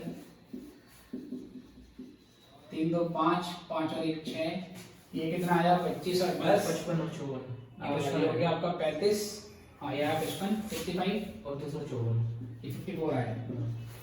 35 10 45, हाँ ठीक है 54। अब यहाँ से निकालेंगे वर्किंग कैपिटल। तो जो वर्किंग कैपिटल है पॉइंट नंबर सी, ये होगा ए माइनस बी। तो 55 माइनस 5 50, 54 माइनस 6 48, 48। ठीक है, और डी यहाँ से अब 50 से 48 हो गया ये, क्या बोलेंगे इसको, डिक्रीज इन वर्किंग कैपिटल। तो ये हमारे पास 2 का चेंज आया और ये पूरा 50 और 50 हो गया। एग्जाम में अगर ऑनलाइन एग्जाम होता है और ऑनलाइन में ये पूछता है फाइंड आउट डिक्रीज या इंक्रीज इन वर्किंग कैपिटल, तो आप सीधे बता दोगे 2 का हो गया, ऐसे 2 का हो गया, 2 हो गया, बाकी फॉर्मेट तो दिखाना नहीं वाला। अभी लेकिन हम पूरा कर रहे हैं। अभी 2 से 3 इंक्रीज है तो यहाँ पर 1 यहाँ पर लेंगे, 10 से 6 डिक्रीज है तो ये 4 यहाँ पे लेंगे, 25 से 35 इंक्रीज है यहाँ लेंगे, फिर डिक्रीज है यहाँ पे लेंगे। करंट लायबिलिटी में लेकिन उल्टा करना है। करंट लायबिलिटी 3 से 5 इंक्रीज हुई है तो डिक्रीज लेंगे। रीजन बताया था मैंने कि वर्किंग कैपिटल होती है सीए माइनस सीआई। अगर करंट लायबिलिटी का आइटम बढ़ेगा तो जो वर्किंग कैपिटल है वो घट जाती है, और 2 से 1 यहाँ पर 1 लेंगे। ठीक है, इसके बाद यहाँ से करेंगे टोटल हमारा, तो ये 8 और 4 12 और 2 14, तो यहाँ पे 14, यहाँ पे 14, तो यहाँ पे 2 का हमारा डिफरेंस आ जाएगा। तो ये तो पहला पार्ट हो गया हमारा, कोई दिक्कत इसमें? पर ध्यान रखना है कि यहाँ से हमारी जो इन्फॉर्मेशन आई है मेन वो ये है क्या, कि वर्किंग कैपिटल में 2 करोड़ का डिक्रीज हो गया।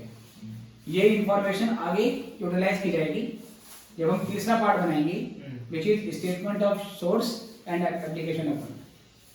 ठीक है, ये 2 का चेंज आ गया यहाँ पे, नोट कर लो आराम से।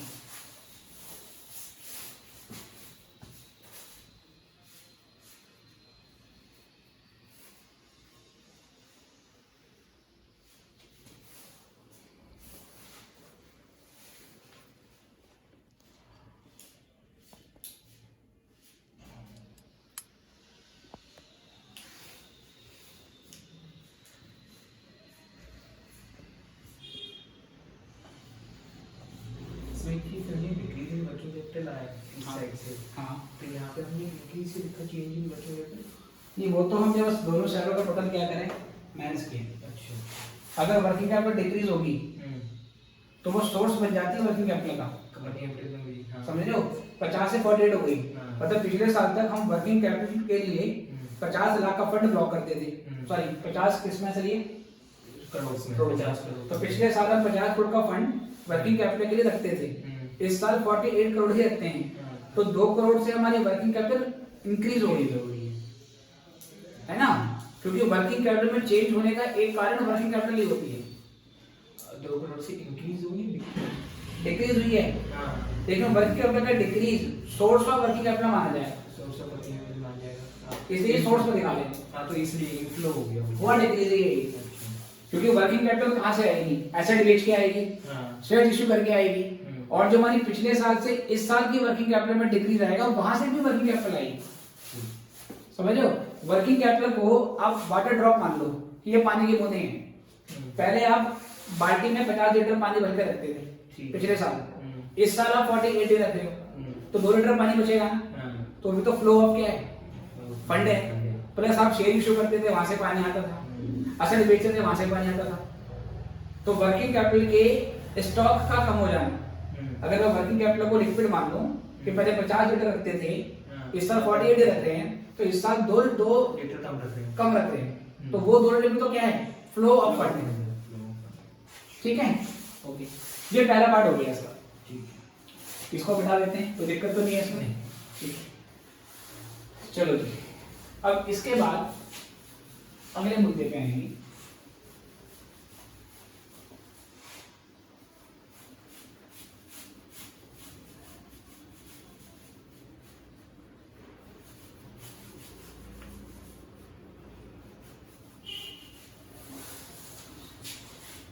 चलिए, अब यहां से बनाएंगे सेकंड पार्ट, वो होगा calculation of fund from operation for the year ended. और हमारा जो ईयर एंडेड है वो है 31/3/2013। तो ये पर्टिकुलर्स रुपीज करोड़, फिर पर्टिकुलर्स एंड रुपीज करोड़। इसको कैसे करेंगे ध्यान से देखना। सबसे पहले जो सरप्लस है उसको पकड़ेंगे। सरप्लस का ओपनिंग बैलेंस है 7, क्लोजिंग बैलेंस है 8, तो ये 7 और 8 यहाँ ले लो। यहाँ पर बाय बैलेंस बीडी कर लो उसको, या लिख लो opening balance of surplus 7 crore, और फिर यहाँ पर बाय बैलेंस सीडी ये हो गया 8 करोड़। ठीक है जी, अब देखो जी, रिजर्व 5 से 7 हो गया, रिजर्व 5 से 7 हो गया, इसका मतलब ट्रांसफर हो गया। तो टू ट्रांसफर रिजर्व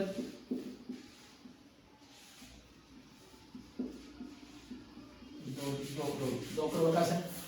इसके अलावा नीचे चेक करो एडजस्टमेंट, ये सुनना ध्यान से। करंट ईयर में हमने डिविडेंड प्रपोज किया है 1 करोड़ का, और प्रीवियस ईयर में प्रपोज किया था 1.5 करोड़ का। समझो, propose dividend board of directors के द्वारा रिकमेंड किया जाता है profit loss account balance sheet बन जाने के बाद। मतलब कंपनी ने प्रॉफिट लॉस अकाउंट बनाया, बैलेंस शीट बनाई, जो बोर्ड ऑफ डायरेक्टर्स है उनको भेज दिया। बोर्ड ऑफ डायरेक्टर्स ने अपने प्लान डिस्कस करी, कंपनी की पोजीशन देखी, और उन्होंने बोला कि इस साल के प्रॉफिट में से 1 करोड़ का डिविडेंड दे दो। किस साल के प्रॉफिट में से? करंट में से। लेकिन मैंने बताया ये डिसीजन कब लिया? Profit loss account balance sheet बन जाने के बाद। 31 मार्च को तो साल खत्म हुआ होगा, फिर 1.5-2 महीने में जाके profit loss account balance sheet बनी होगी, फिर वो बोर्ड के पास गई होगी, फिर बोर्ड ने क्या करा होगा सर, रिकमेंड किया होगा कि डिविडेंड दे दो, तब तो नया साल चालू हो गया। मतलब कि अगर ये 12-13 है हमारा लेटेस्ट ईयर, तो फिर 13-14 स्टार्ट हो गया, आया ना। तो इसकी जो भी पेमेंट होगी ना वो तो 13-14 में होगी। इसलिए करंट ईयर के प्रपोज डिविडेंड को अब हम इग्नोर कर देते हैं। पहले क्या होता था, बोर्ड ऑफ डायरेक्टर से जब प्रपोज डिविडेंड पता चल गया कितना देना है, हम अपनी बैलेंस शीट को एडजस्ट करते हैं। अच्छा, और प्रपोज डिविडेंड को बैलेंस शीट के अंदर दिखा देते हैं।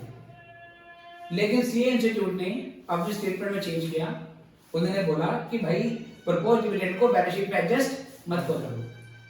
अगर बोर्ड ने प्रपोज डिविडेंड को रिकमेंड कर दिया तो बस आप उसको नोट्स टू अकाउंट में दिखा देना।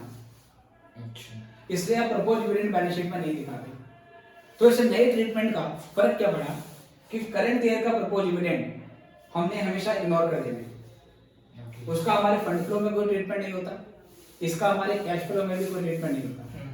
हाँ, जो प्रीवियस ईयर का प्रपोज डिविडेंड है उसकी तो इस साल पेमेंट हो गई होगी, क्योंकि हमने 11-12 में भी जब 31 मार्च 12 को प्रॉफिट लॉस अकाउंट जब साल खत्म हुआ, प्रॉफिट लॉस बना होगा, फिर बोर्ड के पास भेजा होगा, फिर बोर्ड ने रिकमेंड करा होगा, फिर आपने पेमेंट करी होगी, तो ये काम 12-13 में हुआ होगा ना। तो पिछले साल का जो प्रपोज डिविडेंड है उसकी एक्चुअल में इस साल पेमेंट होती है और वो प्रॉफिट को रिड्यूस कर देता है, लेकिन डिविडेंड पे करना ऑपरेटिंग एक्टिविटी नहीं होती।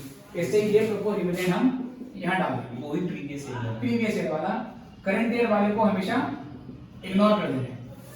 ठीक है सर, कितना 1.5 करोड़। ओके जी, और देखो सर इसके अलावा यहाँ पर शेयर कैपिटल डिवेंचर वगैरह से कुछ नहीं है, कुछ नहीं। ठीक है, क्योंकि ये चीजें प्रॉफिट लॉस अकाउंट नहीं जाती, शेयर्स का इंक्रीज प्रॉफिट लॉस में नहीं जाता, डिवेंचर्स का इंटरेस्ट नहीं बता रखा, अगर इंटरेस्ट बताया होता तो उसकी भी हम ट्रीटमेंट करते हैं, अभी इसमें नहीं दे रखा आपको। इसमें आ जाओ, लैंड बिल्डिंग 10 से 9 हो गई, कम हो गई है। अगर फिक्स एसेट घट जाती है, सेल हो गई, डेप्रिसिएशन, सॉरी डेप्रिसिएशन, क्योंकि डेप्रिसिएशन हर साल लगेगा, कंफर्म है, लेकिन सेल हर साल होगी सर, ये पॉसिबल नहीं है। तो अगर फिक्स एसेट का डिक्रीज होगा तो उसका पहला कारण हम डेप्रिसिएशन ही मानेंगे। तो यहाँ पे लिखोगे टू डेप्रिसिएशन किस पर सर? लैंड एंड बिल्डिंग पे। तो लैंड और बिल्डिंग पे आप 1 करोड़ का डेप्रिसिएशन डाल दोगे। प्लांट और मशीनरी 20 से 28 हो गई है, लेकिन प्लांट और मशीनरी के बारे में कुछ एडजस्टमेंट दे रखी है। एडजस्टमेंट क्या है? ये प्लांट और मशीनरी का एक पार्ट था जिसकी कॉस्ट क्या थी सर? 1.2 करोड़, वह कभी 1.2 करोड़ में परचेज किया था, जिस पर एक्यूमुलेटेड डेप्रिसिएशन 0.2 करोड़ था, जिस पर टोटल डेप्रिसिएशन 0.2 करोड़ का लग गया था, उसको आपने 0.8 करोड़ में बेच दिया। अच्छा, तो पहले बात समझो, 1.2 करोड़ की एसेट थी 80 लाख जब कभी परचेज करी थी, हो सकता है 4 साल पहले, हो सकता है 10 साल पहले, उस पर तब से लेकर आज तक कितना टाइम लगा? 2 करोड़, ओ 20 लाख, हाँ मतलब वही 0.2 करोड़ का। पहले बताओ ये 0.2 करोड़ करंट ईयर का डेप्रिसिएशन है या ये टोटल डेप्रिसिएशन है? ये टोटल डेप्रिसिएशन है, टोटल रिलेटेड है। हाँ टोटल है। तो 1.2 करोड़ की कॉस्ट पे 0.2 करोड़ का डेप लग चुका था, तो इसकी बुक वैल्यू बची थी 1 करोड़। 1 करोड़ की चीज को हमने 0.8 करोड़ में बेचा है, तो प्रॉफिट हुआ या लॉस? लॉस हुआ है, सॉरी। और ये लॉस प्रॉफिट लॉस अकाउंट में डेबिट हुआ होगा पक्का, जिससे नेट प्रॉफिट घटा होगा। लेकिन loss on sale of asset non operating item माना जाता है। तो जो 0.2 करोड़ का लॉस हुआ कैसे निकाला हमने? 1.2 करोड़ में से 0.2 करोड़ माइनस हुआ, 1 करोड़ की बुक वैल्यू आई, उसको 0.8 करोड़ पे बेचा, तो 0.2 करोड़ का लॉस हो गया। वो loss on sale of asset profit loss में डेबिट हुआ होगा, बट क्योंकि वो नॉन ऑपरेटिंग आइटम है, तो वो loss on sale of asset ये आइटम भी 0.2 करोड़ का यहाँ पे दिखाना पड़ेगा। ठीक है जी। इसके अलावा सर प्लांट और मशीनरी में करंट ईयर में कितना टाइम लगा बता दिया हमें। प्लांट और मशीनरी में बताता है हमें कि करंट ईयर में डेप लगा है 2 करोड़ का, तो सर 2 करोड़ का डेप करंट ईयर का प्रॉफिट लॉस अकाउंट में डेबिट हुआ होगा, जिससे नेट प्रॉफिट घटा होगा। लेकिन डेप्रिसिएशन नॉन कैश एक्सपेंस होता है, तो ये वाला डेप भी यहाँ पे क्या करना पड़ेगा? ऐड करना पड़ेगा। टू डेप ऑन प्लांट, और प्लांट पे हमारा जो डेप्रिसिएशन है, वो 2 करोड़ का है। ठीक है, इस 2 करोड़ के अंदर ये वाला भी आ गया, वो 0.2, हाँ इसका 0.2 करोड़ का कुछ पार्ट इसके अंदर इंक्लूड है, क्योंकि जो असेट करंट ईयर में बेची है, हो सकता है कुछ महीने यूज करी है, तो कुछ महीने का डेप इस 2 करोड़ के अंदर इंक्लूड है ना। चलो इसको जोड़ देते हैं। तो 8 और 2 10 और 2 12 13 है ना, तो जोड़ दो। 8 और 2 10, 10 और 1 11, 11 और 1 12, 12 और 2 14, शायद 14.7 आया है। एक बार चेक कर लेना सही है या नहीं। 8 तो 10, 11, 12, 14, 14.7। 14.7 में से ये 7 माइनस कर लो, ये माइनस कर लो, तो यहाँ से आएगा हमारे पास 14.7 में से 7 माइनस, हाँ 40% 7.7 आ जाएगा। तो बाय फंड फ्रॉम ऑपरेशन ये आ गया हमारे पास 7.7। ये फंड हमने यहाँ पे जनरेट कर लिया। ठीक है, नोट करो उसको। तो दूसरा काम भी हो गया हमारे पास, ये हो गया फंड फ्रॉम ऑपरेशन। इनकम की कोई एडजस्टमेंट नहीं दे रखी है इन्होंने। हाँ इनकम की नहीं दी, अगर दी होती तो नीचे आपको बताया होता कि साल के दौरान इंटरेस्ट रिसीव हुआ था, प्रॉफिट लॉस में क्रेडिट हुआ था, तो देखो वहां पर माइनस करना पड़ता। आई मीन यहाँ पर क्रेडिट साइड में डाल, इसको डाल दें। हो गया। चलो जी, ये दो मेन काम हो गए। दो मेन काम होने के बाद अब यहां से अगला काम होगा।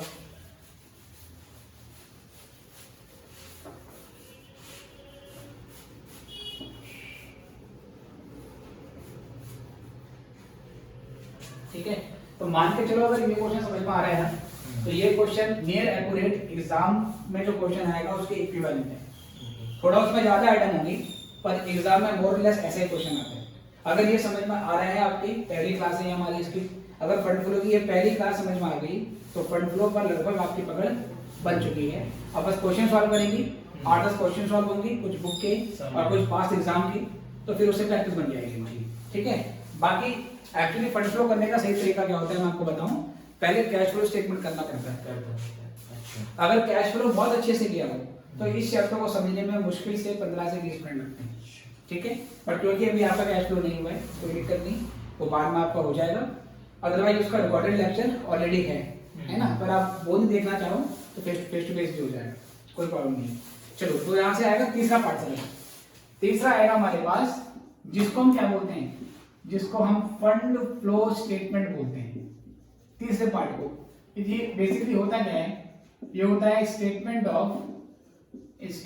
Of change in working capital. Paper में पूरा लिख के आने, statement of change in working capital. All तो खैर ऑनलाइन एग्जाम है, तो कोई स्टेटमेंट तो खैर बनाना है नहीं आपको। फॉर द ईयर एंडेड है आपका 31/3/2013। देखो अब यहां पे लिखोगे सोर्स अमाउंट ₹20 करोड़ में और application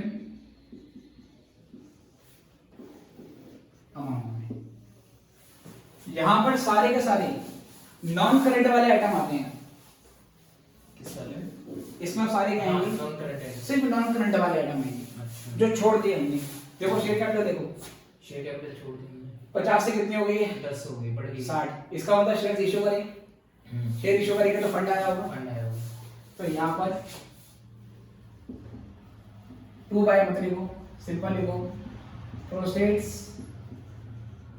from issue of share capital कितना? 10। डिबेंचर देखो भाई, 18 से क्या हो गए? 10 घट गए, इसका मतलब पेमेंट कर दी, तो फंड यूटिलाइज हो गया, एप्लीकेशन में आ जाएगा।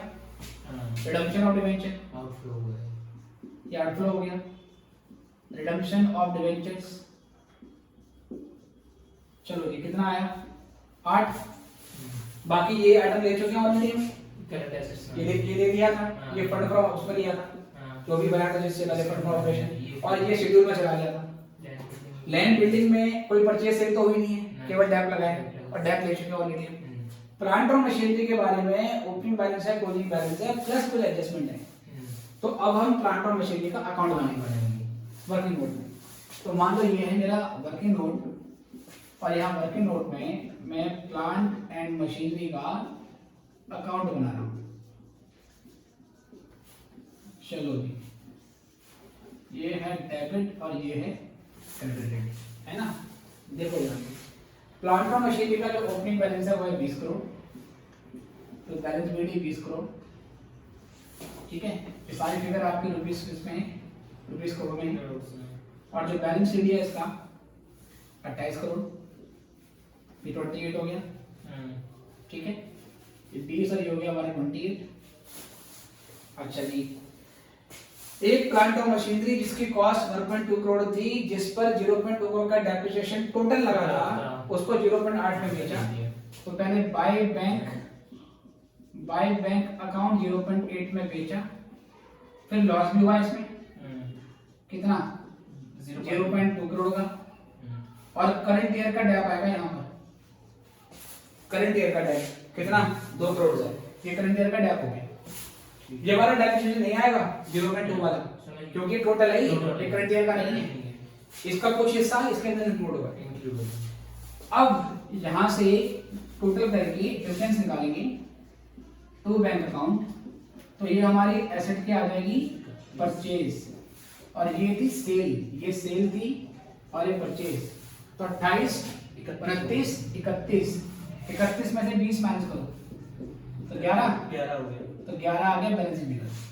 ये 25 हो गया। हाँ, अब यहाँ से दो आइटम यहाँ पर आएंगे फंड फ्लो स्टेटमेंट में। 0.8 करोड़ की जो आपने सेल करी है तो हम फिक्स एसेट बेचेंगे, बदले में कैश आएगा, वर्किंग कैपिटल बढ़ेगी, मतलब सोर्स है। तो ये यहाँ पर आ जाएगा सेल ऑफ असेट या sale of plant and machinery. कितना 0.8, ठीक है जी। और इसके अलावा 11 करोड़ की हमने परचेज करी है, इसको एप्लीकेशन ऑफ फंड मानेंगे क्योंकि फंड यूटिलाइज हुआ होगा, राइट। तो यहाँ पर आ जाएगा हमारे पास परचेज ऑफ प्लांट, ये परचेज ऑफ प्लांट आ गया आपका 11। लैंड बिल्डिंग हो गया, प्लांट मशीनरी हो गया, ये करंट एसेट्स का उसमें हो गया। अब दो फिगर और आएंगी। एक फिगर आएगी schedule of change in working capital से, बताओ उसमें डिक्रीज आया था या इंक्रीज आया था? डिक्रीज इन वर्किंग कैपिटल, तो decrease in working capital source माना जाता है, सोर्स माना जाता है। तो यहाँ लिखेंगे डिक्रीज इन वर्किंग कैपिटल। कितना आया था? ये आया था 2 करोड़, 2 डाल दिया। और दूसरी फिगर आएगी फंड फ्रॉम ऑपरेशन से, तो बताओ हमारा फंड फ्रॉम ऑपरेशन कितना आया था? फंड फ्रॉम क्या 7.7 आया था। तो ये हो गया हमारा फंड फ्रॉम ऑपरेशन। ये भी सोर्स आ गया कितना? 7.7 हो गया साहब? कुछ रह गया क्या? रह गया क्या? देखो सर, प्रीवियस ईयर का प्रपोज डिविडेंड, अच्छा करंट ईयर तो हो गया, ये करंट ईयर में पे हुआ है, हुआ है। तो डिविडेंड पे करने में भी तो वर्किंग कैपिटल मतलब कैश यूटिलाइज होगा, तो वो एप्लीकेशन ऑफ फंड माना जाएगा। क्या माना जाएगा? Application of fund. कितना पे किया करंट ईयर में? 1.5 करोड़। तो इस प्रीवियस ईयर की प्रपोज डिविडेंड की 2 एंट्री हुई। कैसे? एक बार तो फंड फ्रॉम ऑपरेशन में डेवलपमेंट आ जाएगा, मतलब ऐड किया है, और एक बार क्या होगा, यहाँ इसको एप्लीकेशन देखेंगे, वही एडजस्टमेंट डबल इफेक्ट हो गया, एडजस्टमेंट का डबल इफेक्ट लगेगा। ऐसे अगर इंटरेस्ट पेड होता सेम ऐसे, एक बार वहां जाता और एक बार यहाँ एप्लीकेशन में दिखा, तो यहाँ दिखा देंगे हम propose dividend paid, propose dividend paid कितना पे किया? 1.5। अब ये मैच करो, ये टैली होना चाहिए। 10 और 2 12, 12 और 7 19, 19 और 20, 20.5 आ रहा है, 20.5 सही है। ये भी आ रहा है 20.5। तो ये सोर्स और एप्लीकेशन ऑफ फंड का जो स्टेटमेंट होता है ये बन गया। हाँ सॉरी, ये मैंने नाम का गलत लिख दिया, इसका नाम होगा statement of sources and application of fund. ये नाम ठीक कर लो, ये मिस्टेक है। Statement of source and application of fund, statement of source and application of fund, या इसी को क्या बोलते हैं? Fund flow statement. Statement of source and application of fund, क्योंकि schedule of change in working capital तो पहले ही बन गया था, तो यहाँ पर वर्किंग कैपिटल नहीं लिखते, यहाँ लिखेंगे statement of source and application of fund. Clear है क्वेश्चन? आया ना? पहले 2 बनेंगे, एक शेड्यूल बनेगा, फंड फ्रॉम ऑपरेशन बनेगा, फिर ये बनता है इसमें, और बाद में आपको क्या होना चाहिए? पूरा टैली होना चाहिए। अच्छा, इसका भी ये जो मैंने फॉर्मेट बनाया है हॉरिजॉन्टल फॉर्म का बनाया है, कुछ लोग इसको वर्टिकल फॉर्म में बनाते, मतलब पहले सोर्सेस फिर उसका आंसर, फिर एप्लीकेशन उसका आंसर।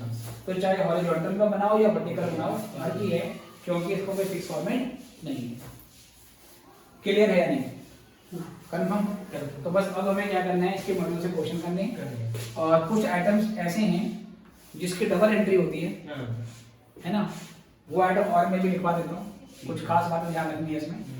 उसके बाद फिर अगली क्लास में हम सीधे क्या करेंगे, मॉड्यूल से क्वेश्चन सॉल्व करेंगे। ठीक है, तो कुछ छोटी मोटी बातें और हैं, उसे रखेंगे। यहाँ पर कोई डाउट नहीं है? पूरा क्लियर है? चलो, तो खुद ही क्वेश्चन बनाया, खुद ही आंसर निकालिए, है ना। बस एग्जाम्पल बनाने का तरीका यही होता है, और मोटिव ये होता है कि जो कॉन्सेप्ट है वो समझ में आए। चलो, अब कुछ चीजें आपको ध्यान में रखनी है, ज्यादा फंड नहीं है, 15-20 मिनट का काम हो रहा है हमारा, बस वो ध्यान रखिए। ये चैप्टर खत्म हो गया।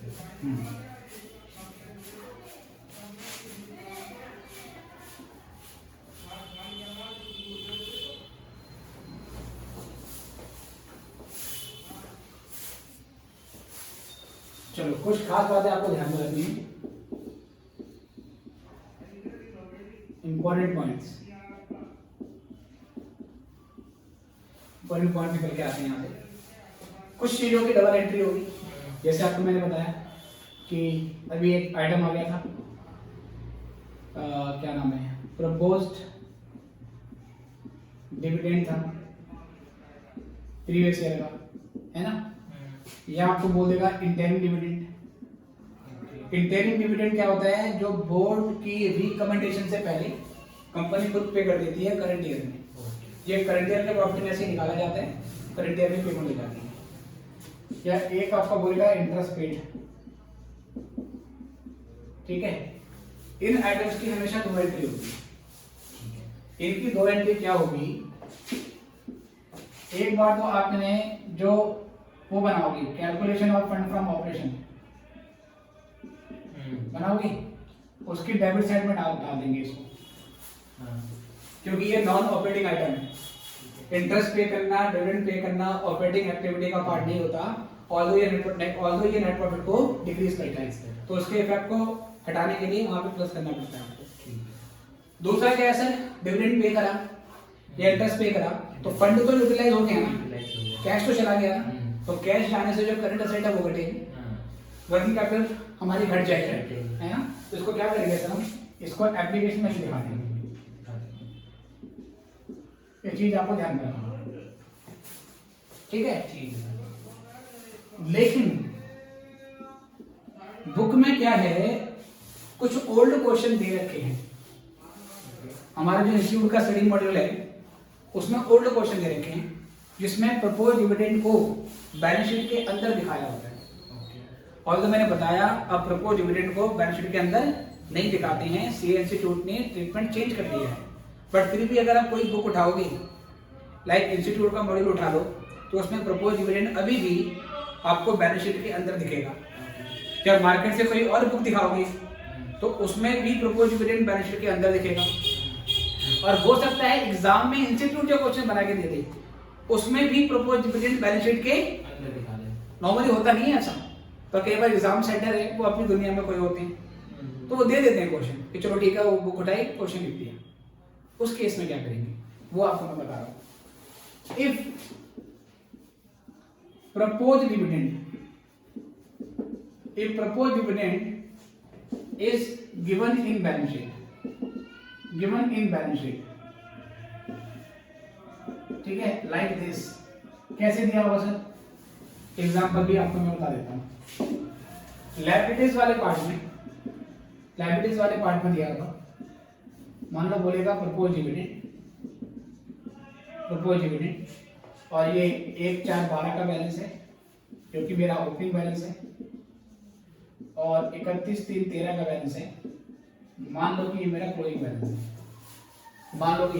बैलेंस है, राइट सर। इसका ओपनिंग बैलेंस 50,000 है, क्लोजिंग बैलेंस इसका सपोज मान लो 40,000 है, ऐसे दिया होगा। नॉर्मली ये बैलेंस शीट में होता नहीं है, बट पुराने क्वेश्चन अभी भी बुक में कंटिन्यूड हैं, तो उसमें प्रपोज डिविडेंड आपको बैलेंस शीट के अंदर दिखेगा, जबकि नई एडजस्टमेंट कहती है कि प्रपोज डिविडेंड बैलेंस शीट में नहीं होता, वो नीचे एडजस्टमेंट बता देगा। तब तो ऐसे करना है आपने, प्रीवियस ईयर वाले को लेने, करंट ईयर वाले को क्या कर देते हैं, इग्नोर कर देते हैं। लेकिन अगर प्रपोज डिविडेंड बैलेंस शीट के अंदर दे रखा हो तो करंट ईयर वाले को इग्नोर नहीं करना है, उसका भी कुछ इफेक्ट पड़ेगा। क्या इफेक्ट पड़ेगा, तो यहाँ पर आपके पास दो ऑप्शन है सर, ऑल्टरनेटिव फर्स्ट, दो ऑप्शन है, ठीक है सर। दो ऑप्शन आपके पास, दो ऑप्शन क्या है, ठीक है सर। दो ऑप्शन क्या है, treat propose dividend as current liability. Propose dividend को करंट लायबिलिटी मान लो। अच्छा, करंट लायबिलिटी है तो कहां चला जाएगा, ये सो वो change in working capital statement, schedule of change in working capital में, तो ये कहां डाल देंगे, एंड टेक इट टू, इसे कहां ले जाएंगे हम, schedule of change in working capital में आप इसको ले जाओ। और sir you have alternative second, या आपके पास ऑल्टरनेटिव सेकंड है, ऑल्टरनेटिव सेकंड, ठीक है, ऑल्टरनेटिव सेकंड सर। सेकंड क्या है कि प्रपोज डिविडेंड की आपके पास दो फिगर हैं, प्रपोज डिविडेंड की आपके पास दो फिगर हैं, एक प्रीवियस ईयर की और एक करंट ईयर की। प्रीवियस ईयर का जो है इसको आप एप्लीकेशन ऑफ फंड में डाल देना। कहां डाल देंगे? एप्लीकेशन, मतलब जो तीसरा बनता है स्टेटमेंट उसमें एप्लीकेशन में दिखाएंगे, क्योंकि पिछले साल का जो प्रपोज है उसकी इस साल पेमेंट हो गई होगी। और जो करंट ईयर का होगा इसको हम कैलकुलेशन ऑफ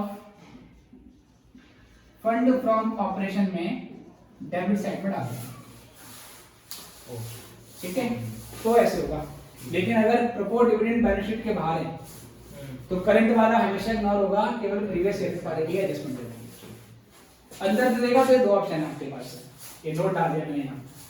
ओल्ड क्वेश्चन में भी ऐसे ही चलता है, ओके, ये ध्यान रखना है।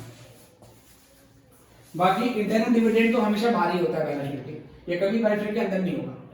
प्रपोज वाला नए ट्रीटमेंट के अनुसार बैलेंस शीट के अंदर नहीं होता, इस केस में आपको ये लेके चलना है। बट पुराने क्वेश्चन में जहां प्रपोज डिविडेंड बैलेंस शीट के अंदर होगा कुछ इस तरीके से दिया हुआ लायबिलिटी साइड में, तो ऐसे करना है। इसका मतलब क्या हुआ यहाँ पर कि ये जो मेरा 50,000 है ये एप्लीकेशन ऑफ फंड में जाएगा, और जो ये 40,000 है ये मेरा फंड फ्रॉम ऑपरेशन में डेबिट साइड में मैं इसको डाल दूंगा। 10,000 का डिफरेंस रहेगा, कोई बात नहीं, क्योंकि वो प्रॉफिट से हमने क्या नाम है 40 घटाया होगा, 40 एड बैक हो गया और 50 की पेमेंट हो गई, तो वो एप्लीकेशन ऑफ फंड डेबिट का कोई हमारा ट्रीटमेंट नहीं। ठीक है, करें यहाँ से आगे जी। चलो तेलते बात ध्यान रखिए, एक पर डाला बस, क्योंकि बुक में अपनी मर्जी से किसी क्वेश्चन में बाहर है, किसी क्वेश्चन में अंदर है। तो इंटरेस्ट रेट भी उसमें बैलेंस शीट में दिया हो सकता है पहले? नहीं, इंटरेस्ट रेट तो इंटरेस्ट अच्छा, पे बैलेंस शीट तो उसमें नहीं है, क्योंकि नॉमिनल अकाउंट है, nominal और नॉमिनल अकाउंट तो प्रॉफिट लॉस में जाके क्या हो जाता है, खत्म हो जाता है। बैलेंस शीट होता है।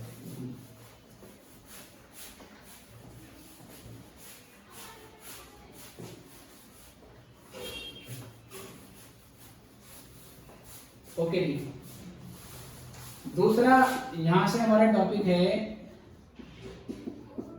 Provision for tax. ठीक है, इसके मैं आपको सपोज एग्जांपल लेके चलता हूं। ये लायबिलिटी साइड में दिया जाता है आपको 1/4/2012, 31/3/2013। सपोज इसकी फिगर है 45,000 और ये है 48,000। ठीक है सर, तो केस 1 सुनना ध्यान से, no additional information is given. Case A कर लेते हैं इसको, केस ए कर लो, केस ए है no additional information is given, है ना। बैलेंस शीट में आपको लायबिलिटी साइड में दिया होगा प्रोविजन फॉर टैक्स 45,000 है और यहाँ पर 48,000 है, नीचे कोई एडिशनल इंफॉर्मेशन नहीं है इसके बारे में, ये सिर्फ बैलेंस शीट में है ना। क्या करेंगे इसका, तो यहाँ पर भी हमारे पास ध्यान से देखना दो ऑल्टरनेटिव है, देयर आर 2 ऑल्टरनेटिव्स। ठीक है, पहला क्या sir, alternative 1, take it as a current liability, जैसे करंट लायबिलिटी मान लो, अगर करंट लायबिलिटी है तो कहां पे जाएगा, ये take it as current liability and show in schedule of change in working capital. इसको schedule of change in working capital में डाल देंगे, बोलो हाँ ना, वहां चला जाएगा सर। दूसरा sir alternative second, alternative second, second alternative ऐसे देखना है आपको। प्रोविजन फॉर टैक्स के दो बैलेंस हैं, इसका एक बैलेंस है प्रीवियस ईयर का, एक बैलेंस है करंट ईयर का। ठीक है, प्रीवियस ईयर का जो प्रोविजन फॉर टैक्स है उसकी करंट ईयर में पेमेंट हो गई होगी, है ना। अगर करंट ईयर में पेमेंट हो गई है तो इसकी फिगर जो कि 45,000 है, इसको आप एप्लीकेशन ऑफ फंड मानोगे, इसको आप एप्लीकेशन ऑफ फंड मानोगे, राइट। और जो 48,000 है ये करंट ईयर के प्रॉफिट में से आपने निकाला है, ये 48 करंट ईयर के प्रॉफिट में से घटाया होता है तो करंट ईयर के प्रॉफिट में एड बैक हो जाएगा। इसका मतलब ये calculation of fund from operation में डेबिट साइड में आ जाएगा, है ना। या तो यहां दिखा दो या यहां दिखा दो, क्योंकि कोई अकाउंटिंग स्टैंडर्ड नहीं है तो कैसे भी कर सकते हैं। इंस्टीट्यूट के मॉड्यूल में अपनी मर्जी से कभी ऑप्शन ए यूज किया है, कभी ऑप्शन बी यूज किया है। तो इससे क्या होगा, हमारा जो इंक्रीज या डिक्रीज इन वर्किंग कैपिटल है जो निकलता है फर्स्ट पार्ट से, उसका आंसर चेंज हो सकता है, बट जो फाइनल होगा वेरीफाई करने के लिए वो सेम है। क्योंकि बच्चे बार बार मेरे पास क्वेश्चन आते हैं, पूछते हैं सर यहाँ देखा कि चल देखना भी ये प्रोविजन फॉर टैक्स है, कभी अपनी मर्जी से यहाँ दिखा दिया और कभी अपनी मर्जी से यहाँ दिखा रहे हैं, क्या करें। मैंने कहा आपकी मर्जी है, क्योंकि इसके लिए कोई अकाउंटिंग स्टैंडर्ड नहीं है, क्योंकि फंड फ्लो ऑपरेशन बनाना मैंडेटरी नहीं है। एफएफओ की फंड फ्लो स्टेटमेंट की एक्सटर्नल रिपोर्टिंग नहीं होती, इसलिए इसका कोई फिक्स फॉर्मेट नहीं है। ठीक है सर। तो ये पहला केस था जब इसके लिए कोई इन्फॉर्मेशन नहीं थी। केस बी लेके चलते हैं। अगर इसमें कोई एडिशनल इन्फॉर्मेशन दी होती तो, मतलब ये सबको दिया है 45 और 48 और आपको दे रखा है इसमें दे रखा है सपोज, मान लो कहता है tax paid during the year ₹46,000। Current year में टैक्स पे किया है 46,000 का। तो अब हमारे पास इसमें दो ऑल्टरनेटिव आ जाते हैं फिर से।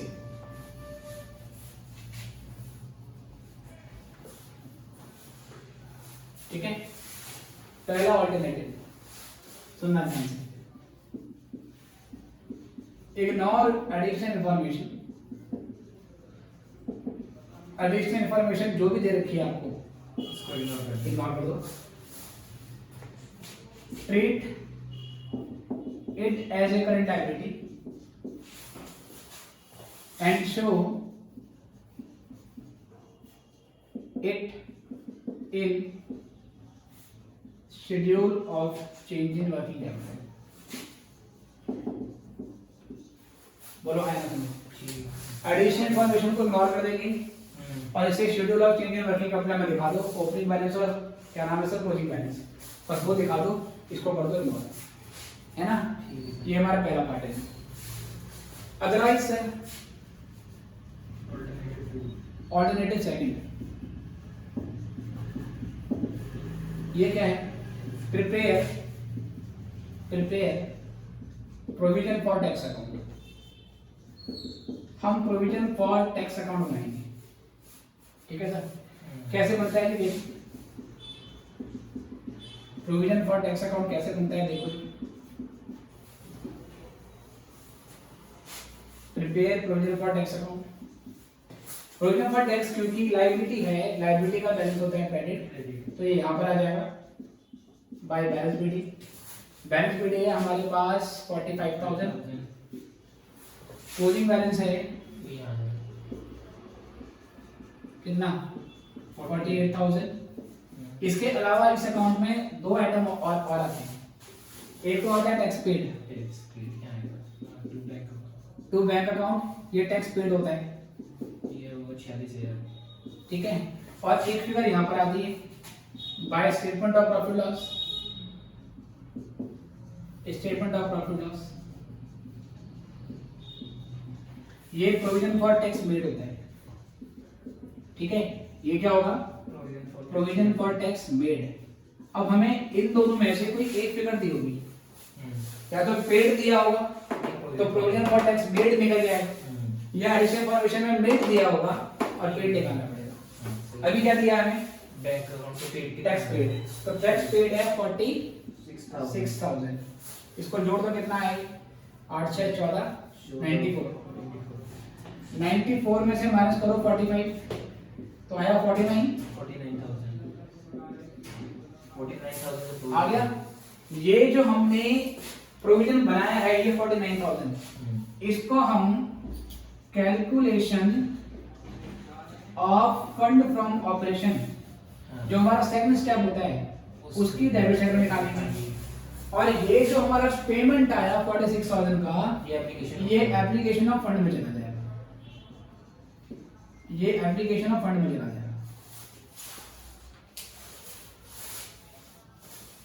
बोलो है ना। तो सेकंड केस में opening balance closing balance use नहीं हुआ, देख रहे हो, ओपनिंग क्लोजिंग यूज नहीं हुआ और हमने इनको यूज कर लिया।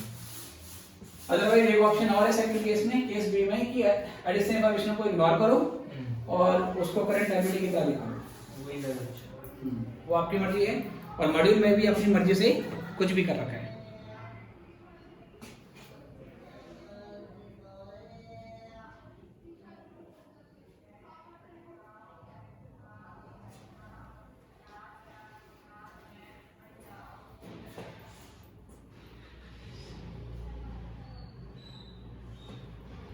ठीक है, तो बस इसमें भी इतना ही है। और ये लगभग फंड फ्लो स्टेटमेंट का कॉन्सेप्ट मैंने बता दिया है। बस अब क्या होगा कि क्वेश्चन हमारे सामने आएगा, हर क्वेश्चन में एक नया हमारे पास पॉइंट आ जाएगा, चैलेंज नया आ जाएगा, बस हमें उसको समझ के क्या करना है, सॉल्व करना है। तो मोर और लेस जितने भी क्वेश्चन होंगे इसी तरीके के होंगे। ठीक है, अभी इतना ही, और नेक्स्ट क्लास में फिर क्वेश्चन करेंगे मॉड्यूल की प्लस सम एक्स्ट्रा क्वेश्चन को हम करेंगे। ऑलराइट, चलो ठीक है।